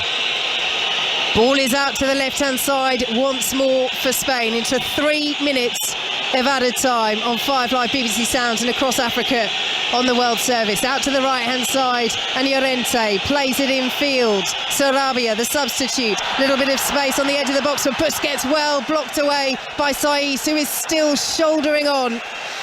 And the ball is cleared over halfway by Morocco, and we have 2 minutes for someone to find a goal, or it's penalties. Do you know what? What if Saïs has to take a penalty kick and he almost can't run? Ball is out to the left-hand side for Spain once more, and you wonder if that's why they're trying to keep him on as much as anything else. As Spain in possession with Busquets, central position out to the right-hand side. Sarabia, left-footed delivery into the area, the header flicked in and just cleared away inside his own 6-yard box by El Yamik, and it's one of those, Pat, that from our angle we could not see where that was going. It could have been an own goal, and honestly, see, if it would have been, I'd have given up on football. That would have been heartbreaking and grossly unfair. So corner from this right-hand side for Spain.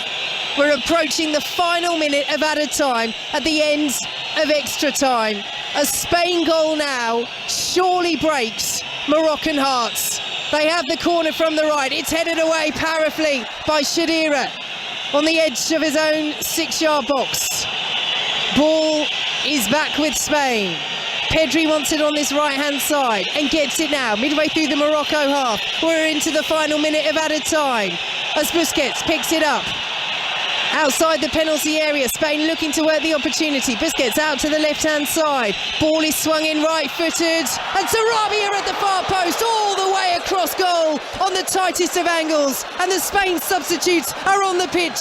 And they drift and melt back into that technical area because that was a huge chance for the winner to send them through to the quarterfinals. Yes, I grant you that it was a difficult angle. But there's the chance for glory. I think that might have even hit the post. He volleyed it for such an acute angle. And in many ways, that's actually hard to have a dig at him. Because the keeper's coming out, he's narrowed the angle. He's actually hit the back post there. Oh, that's incredibly close. Why wasn't Spain playing like this before? It's too late now. The width of the woodwork away, but it's not enough for Sarabia and Spain. And we are heading to penalties for the second time at this World Cup. Croatia prevailed against Japan. Who will prevail out of Morocco and Spain? It finishes at the end of extra time. Morocco 0, Spain 0.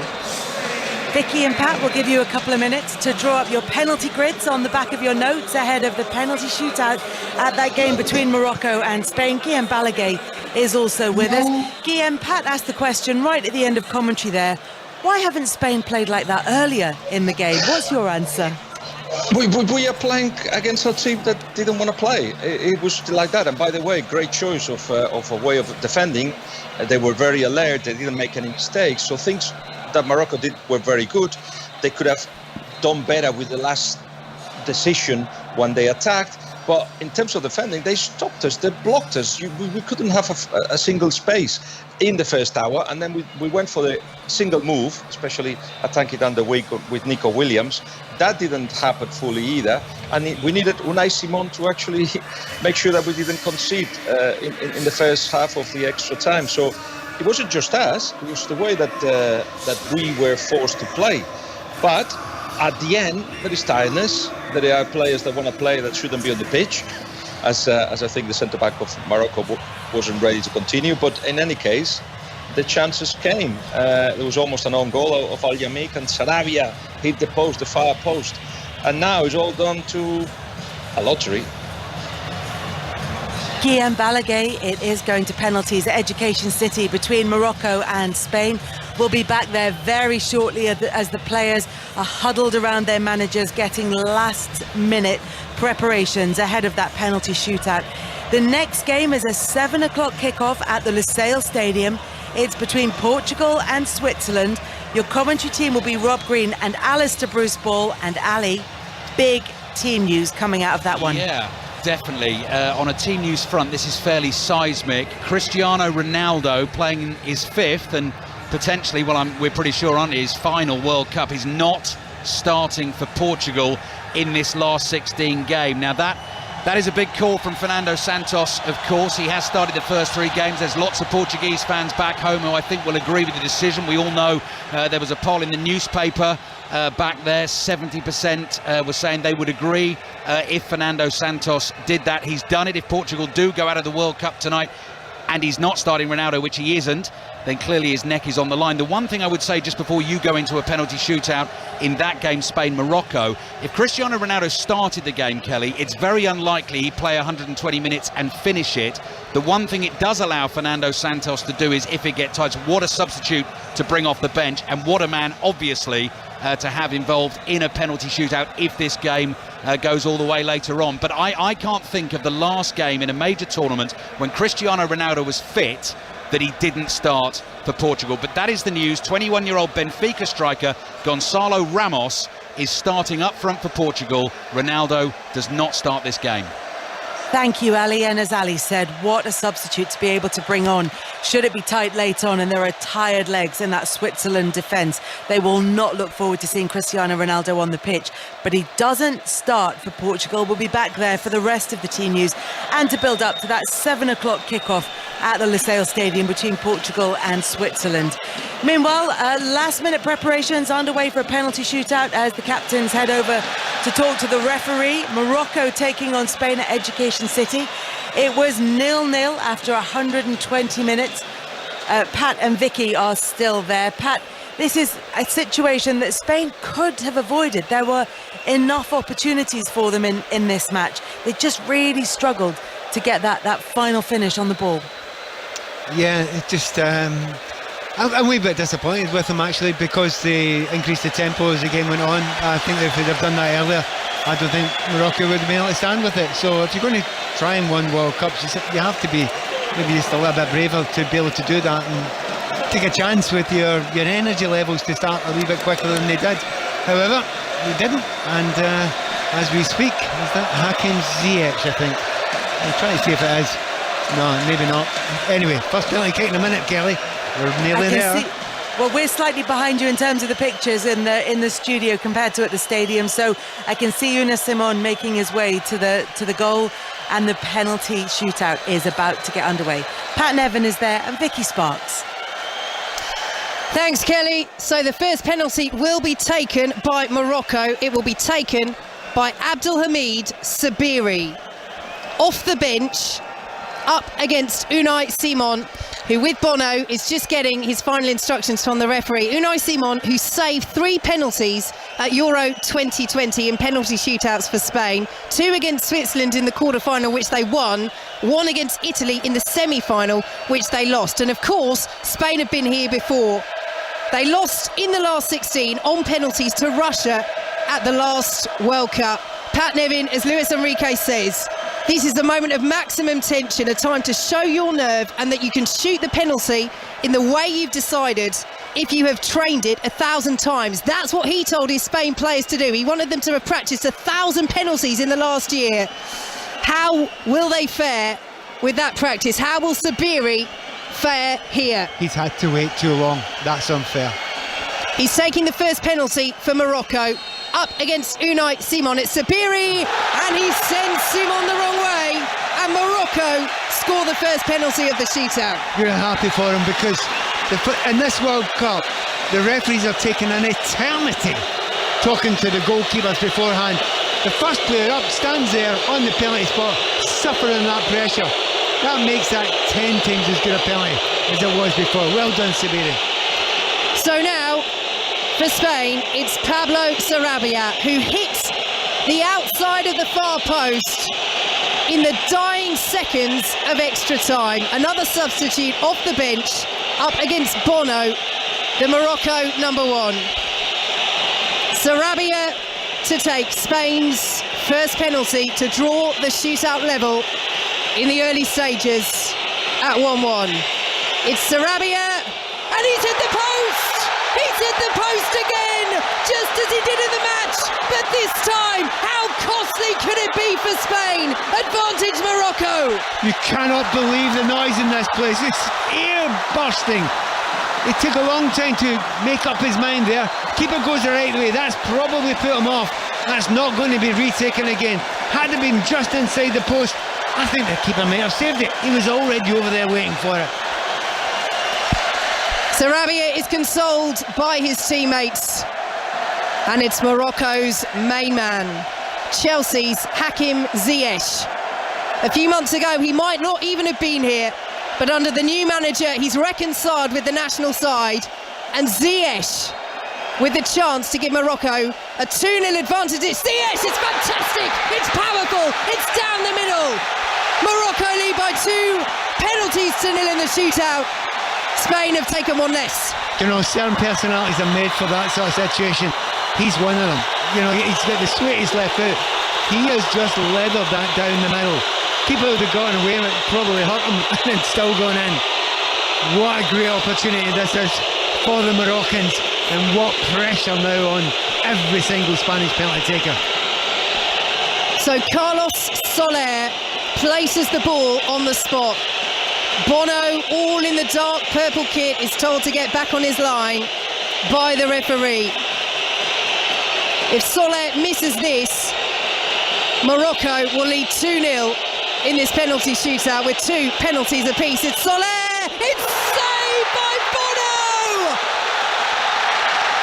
Remarkable! If I should just dive to the left, the referee's taking his time. He's going to have a little look at it, wondering if the keeper's moved. We've got another look at it here. I think he's all right there. I think that's going to stand. Nightmare for the Spanish. Absolute nightmare for the Spanish. And there's so much pressure on every penalty of theirs now, and so much less pressure on the Moroccans. Wow, what a chance they've got now. And what a moment this is for Badr Banoum. Named in the provisional squad of 23 4 years ago, then left out for tactical reasons, nothing else. Off the bench late on in extra time to take this penalty. It's Banoum and it's saved by Simon. It was a poor penalty and hope for Spain. Morocco slip up. Spain back in it. Oh, that was a terrible one there. He almost seemed to scuff the ball. I think it might have even hit his left foot and his right foot when he's taking it. Terrible penalty. Very easy one for the goalkeeper. But his teammates are up beside him saying, come on, we're still here. We're still in this. And this man knows what it takes to win a World Cup. This man knows what it takes to perform on the biggest stage of all. Sergio Busquets for Spain. Morocco lead by 2 penalties to 0. They'll have taken 3 each after this. Can Busquets get Spain on the board? Bono waits on his line. It's Busquets. It's a central run-up. And it's saved by Bono! Spain have missed all 3 of their penalties. And a man of that experience, you didn't see that coming, but that's what pressure can do, no matter the caps, no matter the years. And Morocco are a penalty away from the first World Cup quarter-final in their history. It's absolutely astonishing. I mean, they've been poor penalty kicks, there's no doubt about that, but the keeper's read every one of them. He's gone the right way 3 times in a row. So you're right, not only has he got this one kick to get him through, they've probably got a couple more after if they need it, but wow, what a situation for any footballer. Achraf Hakimi, born in Madrid, his parents from Morocco, places the ball on the spot. He has the chance to send Spain out of the World Cup and Morocco through. It's Hakimi! It's brilliant! It's deep down the middle and it's history for Morocco through to the World Cup quarterfinals for the first time in their history, and Spain might have practiced 1,000 penalties before this tournament, but it doesn't avail them. They miss every single one. Bono the hero, Hakimi the hero, Morocco the heroes. They're through to the quarterfinals. And I can't argue that they don't deserve it. They've been brilliant the way they've worked through this tournament. They've had to defend. Some of it's been ugly defending, but it's been intelligent defending as well. But there've been skills as well on top of that. But the heart, the fight, the spirit they're showing, but also the guts during those penalty kicks. I've heard a lot of noises at this World Cup. I've not heard one like that one. It's just about blew our ears off. And what a moment. What an historic moment. Not just for Morocco, but for African football as well. For African football, that's really, really big. But for Morocco themselves, brilliant play. And Spain, they were never going to win this competition, but they don't actually deserve to be any further than this. Just with the lack of effort that they put in. There'll be a lot of talk about in Spain and what it means for the future. For Morocco, they couldn't care less. The jubilation, the sheer elation inside this stadium is remarkable. It is packed with Morocco fans. They have just seen their side make history. He said, their manager, Walid Regragui, this was the most important day in Morocco's footballing history. And they've made history, Pat. No, they've made history. I mean, they're still celebrating. The keeper, I've got to say it, Bono. What a beautiful day for that guy. It's absolutely perfect for him. He's getting thrown up and down. The manager, he's celebrating as well just now. Behind the goals, we talked about it during the game. If it goes to penalty kicks, this is a home match. It doesn't matter what end. And Spain won the toss. It doesn't matter what end of the pitch that they take their penalty kicks. They're going to be taking penalty kicks into a sea of constantly moving Moroccan fans and constantly screaming Moroccan fans. He went and took the penalties into the green trousers guy, who was getting them going as well there, which is the wrong decision once again by the Spanish. Oh, what a moment, what incredible scenes we're seeing here. Do you know what? I didn't clock whether he watched them or whether he was still whipping up the crowd as he's been doing, but I think he'd be forgiven for having a cheeky look over his shoulder. And you mentioned what a moment this is for Morocco, Pat, but absolutely a moment for African football as well. Morocco are the 4th African side to reach the World Cup quarterfinals in history. That's after Cameroon, Senegal and Ghana. And we knew they'd have the support here in Qatar as well as an Arab nation. But what they have done here, Walid Regragui, let's just reiterate this again, he took over at the end of August. I mean, this is absolutely remarkable. He managed to get Hakim Ziyech back into the fold after he'd fallen out with the previous manager. And he brought players back in, Mazraoui as well, and now he's in the middle of the players, he's being thrown into the air, and unfortunately they've dropped him. But it's a good job that Bono had better hands in the penalty shootout than the rest of the Morocco players did there, but I don't think he'll mind a bit, Regragui. No, honestly, if you get a chance to see that moment there, the camera was up above him and he was being throwing up. The look on his face was a face of madness. He has completely and utterly lost it down there, and rightly so. I'm looking at all the fans, the Morocco fans, behind the goals there. What they're doing is they're celebrating with the players just now.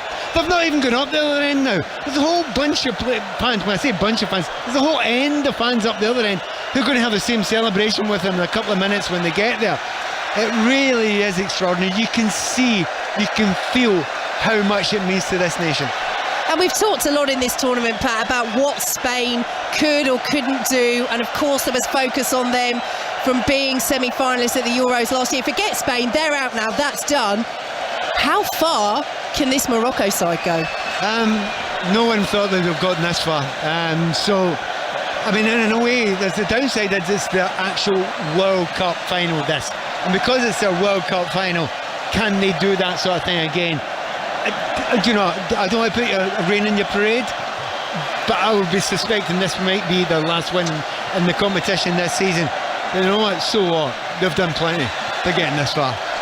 Well, they've started the celebrations in earnest now. They've done it with their manager, they've done it with their own teammates, and now they go up to one end of the Morocco fans. As Pat says, they'll have to make their way all the way down the other end of the pitch to the other Morocco end, which is waiting patiently.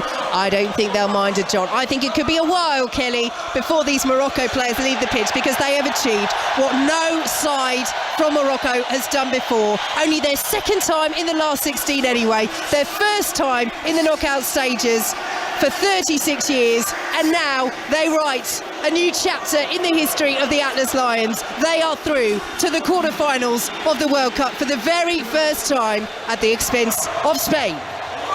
Vicky, this has been a World Cup of tears. For Spain, Alvaro Morata is sobbing at the final whistle and led off the pitch. But for Morocco, in the stands and from the players, there are tears of joy as they celebrate their progress to the quarterfinals, where they will play either Portugal or Switzerland. That game kicks off at 7 o'clock, and at the end of that, Morocco will know who they will face in the quarterfinals of this World Cup. Luis Enrique shrugging his shoulders, he looks philosophical. He knows that Spain had their opportunity, that this is a young Spain side who will be able to go again in 4 years' time, maybe even in 2 years' time, at the European Championships in Germany. But for Morocco, this is a peak achievement, and who knows what lies ahead for them in this competition. It's been a fantastic tournament for them already, and they stay on the pitch and they celebrate with those Morocco fans, and we can hear what it means. There are so many Morocco fans, not just inside the stadium but across Doha, and even as they spill out and start to spill out of the stadium at Education City, we will see the scenes of celebration throughout Doha from those Morocco fans who you'd imagine are going to be celebrating right into the night here in Qatar as they progress to the quarterfinals of the World Cup. We're also joined by Maher Mazahi, a North African football journalist. Maher, we're seeing and hearing how much this means to Moroccans inside Doha. How much does it mean to Morocco for the national team to get this far in the competition?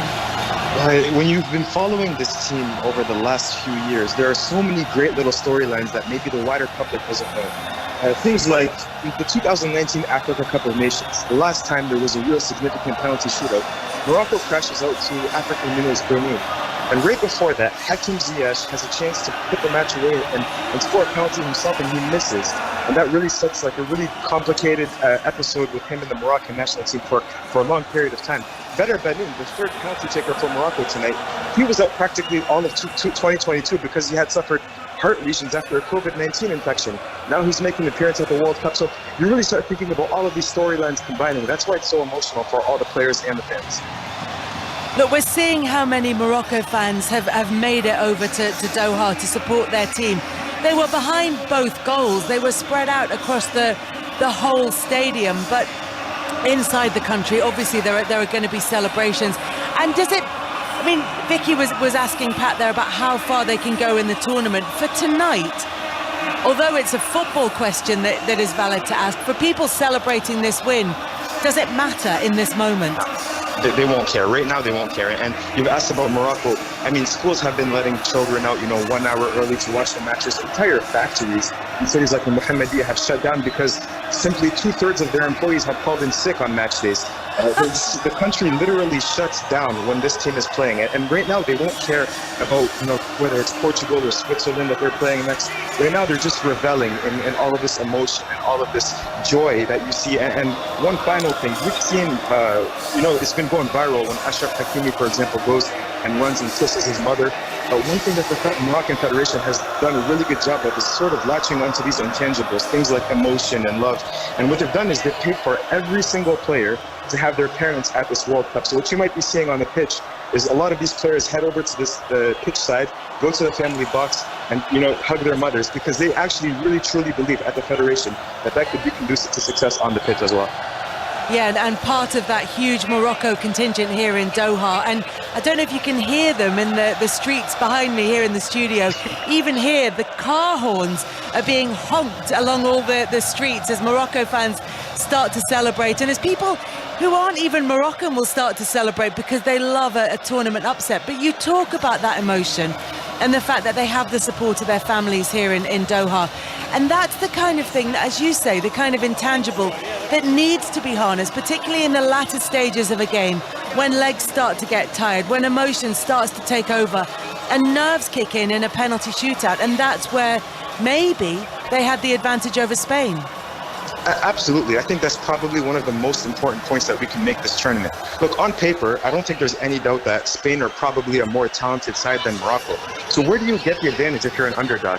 It has to be with the intangibles. It has to be with things like motivation, home field advantage. I read a study from 2003 from Northumbria University that says that when players feel like they're playing at home, there's a 3% increase in testosterone. We I think underestimated how much of an advantage it is having, the World Cup, on home territory. And this isn't really home territory, but it kind of is, right? 15,000 Moroccans living in Qatar, tens of thousands have made the trip over. And then you also have diasporas from, the Algerian diaspora in Qatar, the Tunisian diaspora in Qatar, and even local Qataris supporting this team. So those intangibles, as you rightly pointed out, Kelly, I think are making all the difference. And when you're playing in a tournament where you can get through on, penalty shootouts, and you have a good organized defense, I think those intangibles can make all the difference in the world. Our World Service football correspondent John Bennett is inside Education City Stadium and has joined Pat and Vicky. John, first of all, is there any sign that anybody might want to leave this ground? No, there isn't. Wow, I don't think I've experienced many atmospheres like that. And I've been to 5 Africa Cup of Nations tournaments before, but that was something else. When the Spain players, as I'm sure you heard, were stepping up to take the penalties, the whistles were deafening. I don't think many footballers could cope in those conditions. Mahir is absolutely spot on. I think the atmosphere had such a big part to play in this Morocco performance today and their performances during the whole tournament. And I have to, as well, take my hat off to Walid Regragui, the head coach. He only took over, 80 days before the tournament started. what a job he has done. I was in the pre-match press conference yesterday and I was so impressed with him, Kelly. For one thing, he spoke in 4 different languages. The second thing, he kept everyone so calm. Everyone was trying to hype the game up, but he took the pressure off his players, but he was confident. He said, we're going to come out swinging. And that's exactly what they did. They took the game to Spain. I know at times there weren't many chances, but it was such a controlled performance for Morocco today, and I think they deserve to be in the last 8. John, does Pat have his microphone, or are you using Pat's? No, I've got. Oh, you're mine. still there. Yeah, I was just. don't worry. Well, no. I was going to ask you because, as John mentioned there, and Maher was telling us as well, you know, and you and Vicky have described, behind both goals there was this huge Morocco presence, and there was all that whistling inside the stadium every time the Spain players were going up to take their penalties. As a player, does that make a difference? Do you, even if you can maybe tune it out with your hearing, do you absorb that energy? Well, different for different players, obviously, but the vast majority, of course it does. We're human beings. If it's all those tens of thousands of people screaming, shouting, whistling, trying to put you off, you know, it's a wee bit harder than, you know, the same amount of people cheering you on. You know, so what an advantage it gave them. We talked about it during the game, that if they could just get to these penalty kicks, that is one massive advantage that Morocco were going to have.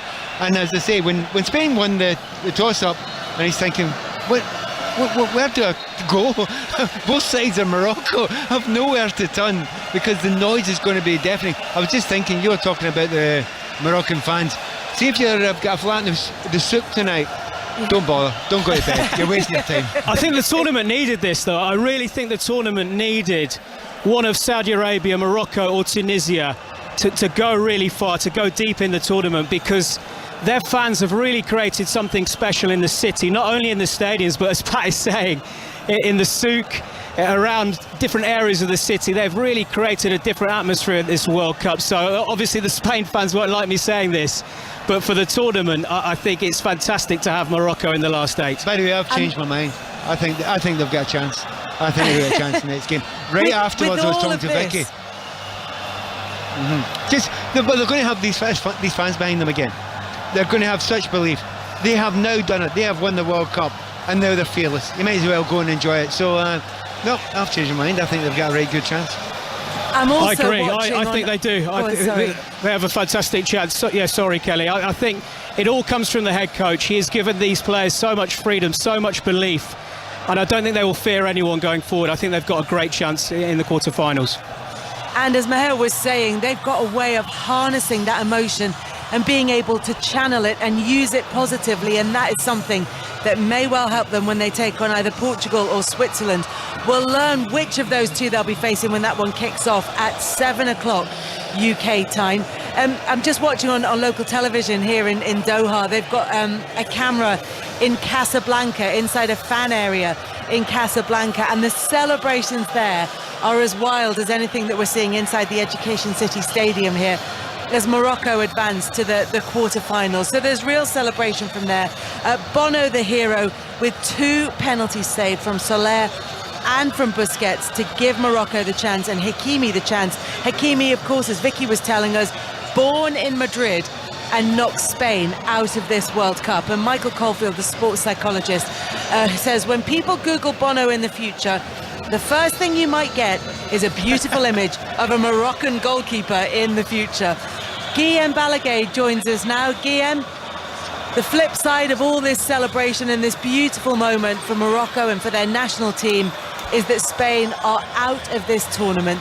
A lot of the talk beforehand was about how young and inexperienced they were, how this maybe wasn't the tournament for them. But there have been moments from Spain that suggested maybe they might be maturing a little earlier than this. What's your first thoughts on Spain's exit from this World Cup? I could see it coming. Many could see it coming. And it's not just the fact that, you know, penalty, anything can happen. It's just that you could see the progression in a tournament, and this is no time to react, no time really to get better unless you are in the right dynamic, and Spain wasn't. Start with Costa Rica doing well, with Germany we could have lost, lose against Japan, and here you have to say Morocco played better. And I'm not sure what Luis Enrique will say about that, but they played better because they were closer to their game plan. Do you think Spain got their game plan wrong, or they didn't execute it properly? The game plan is the one that we have. The problem is, and there is no other, Luis Enrique insisted on this, we've got one way of playing and this is it. And it works well against bigger sides. I was hoping, against hope, that we could go through this. You wouldn't be impressed, nobody would. But then against bigger sides, you're going to see a better Spain because there is a bit more space, because they is sides from now on that won the ball as well. But against teams like Morocco, fingers crossed we don't concede in a counter, fingers crossed that we don't concede in a set piece, and fingers crossed that at some point something happens that benefits us. But it just didn't happen. And that has to have, you have to put some questions on the table. Why don't we shoot from outside the box?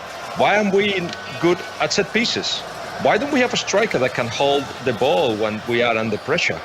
Why are we not more physical? And why have we chosen just one way of playing? It's disappointing, but I could see it coming. You sound frustrated, Guillaume. Do you see this as a wasted opportunity at this tournament? Oh, no. We're nowhere close to France, to England, to Brazil or to Argentina. We're nowhere close. We don't have that special player that Argentina have, and obviously France as well. We don't have the prowess up front like you have.